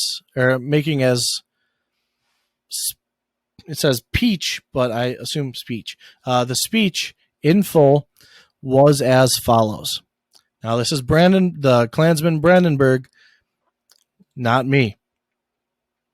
And this is his speech. This, as an organizers meeting, we have had a few members here today, we have hundreds of members throughout the state of Ohio. I can quote from a newspaper clipping from the Columbus, Ohio Dispatch 5 weeks ago, Sunday morning. The Klan has more members in the state of Ohio than does any other organization. We're not a revengeant organization, but if our president, our Congress, our Supreme Court continues to suppress the white Caucasian race, it is possible that there might have to be some revengeance taken. We are marching on Congress July the 4th, 400,000 strong. From there, we are dividing into two groups. One group to march on St. Augustine, Florida. The other group to march into Mississippi. Thank you. The second film showed 6 hooded figures, one of whom, later identified as the appellant, repeated a speech very similar to the recorded on the first film. The reference of the possibility of revengeance was omitted, and one sentence was added. And this is from the Supreme Court case. This is me speaking now. This is from the Supreme Court case of Brandenburg v. Ohio, from a speech that whatever the fuck his name, Clarence Brandenburg, gave in Ohio in 1964. And this is the one sentence that was added. Personally, I believe the nigger should be returned to Africa, the Jew returned to Israel. Though some of the figures in the film carried weapons, the speaker did not. So that's just a little bit of an example of a speech from 1964. Now, one of the things here that we should definitely talk about, what white supremacy would you rather have? Would you rather have the modern day white supremacy, where you can call whatever you want white supremacy, and you can call whatever you want racist, and you have affirmative action, you have all this other shit that are afforded to black people? Or would you rather have literal Klans members running around in the streets trying to kill you? What white supremacy would you rather have? And answer that question honestly. Well, I don't really want people running around just killing people. Exactly. And this isn't to say that America can do better. Black people and the single motherhood rate in this country, of not just black people, but also white people and Mexicans, that is something that will massively fix this country if we can stop putting forth policies that incentivize the single motherhood rate. It is something that disproportionately affects black people, because you also have to take into account these quote unquote, if you want to get racist, you have these racist laws like the drug war, which disproportionately affects black people, especially in inner city communities like Chicago, where you have 70% of the murdered and the murderers are black in Chicago. Where's their parents? Where's their Western nuclear family structure to help them and prevent them from becoming a statistic. So Agreed. So you can, I guess, pick which white supremacy you want, because if you keep yelling at white people, and this is the thing I'm afraid of, what he said in that speech, if our congressmen and our senators and our Supreme Court keep oppressing the white race, we might have to take some revengeance. We even had Tucker Carlson recently say something along those lines. And that's a big fear. And these critical race theory people, they want white people to have a racial awakening. They've said that expressly. Yes. You know what a white racial awakening looks like, most likely? Fucking what we just read. Yeah. White people running around killing fucking black people. Yep. I don't want that shit. And vice versa. Yes. And they'll use that as the excuse. So, to make this video that we just did completely pointless, I posit to you one question. Do we want to live in a country that sees race as the most important thing? Or do we want to live in a country that sees the individual beyond race? But I forget, individualism is also white supremacy. This is true. So with that, I'm going to end this fucking shit show, and I'm going to go have a drink. What the fuck, America? What the fuck, America? Peace out. Later.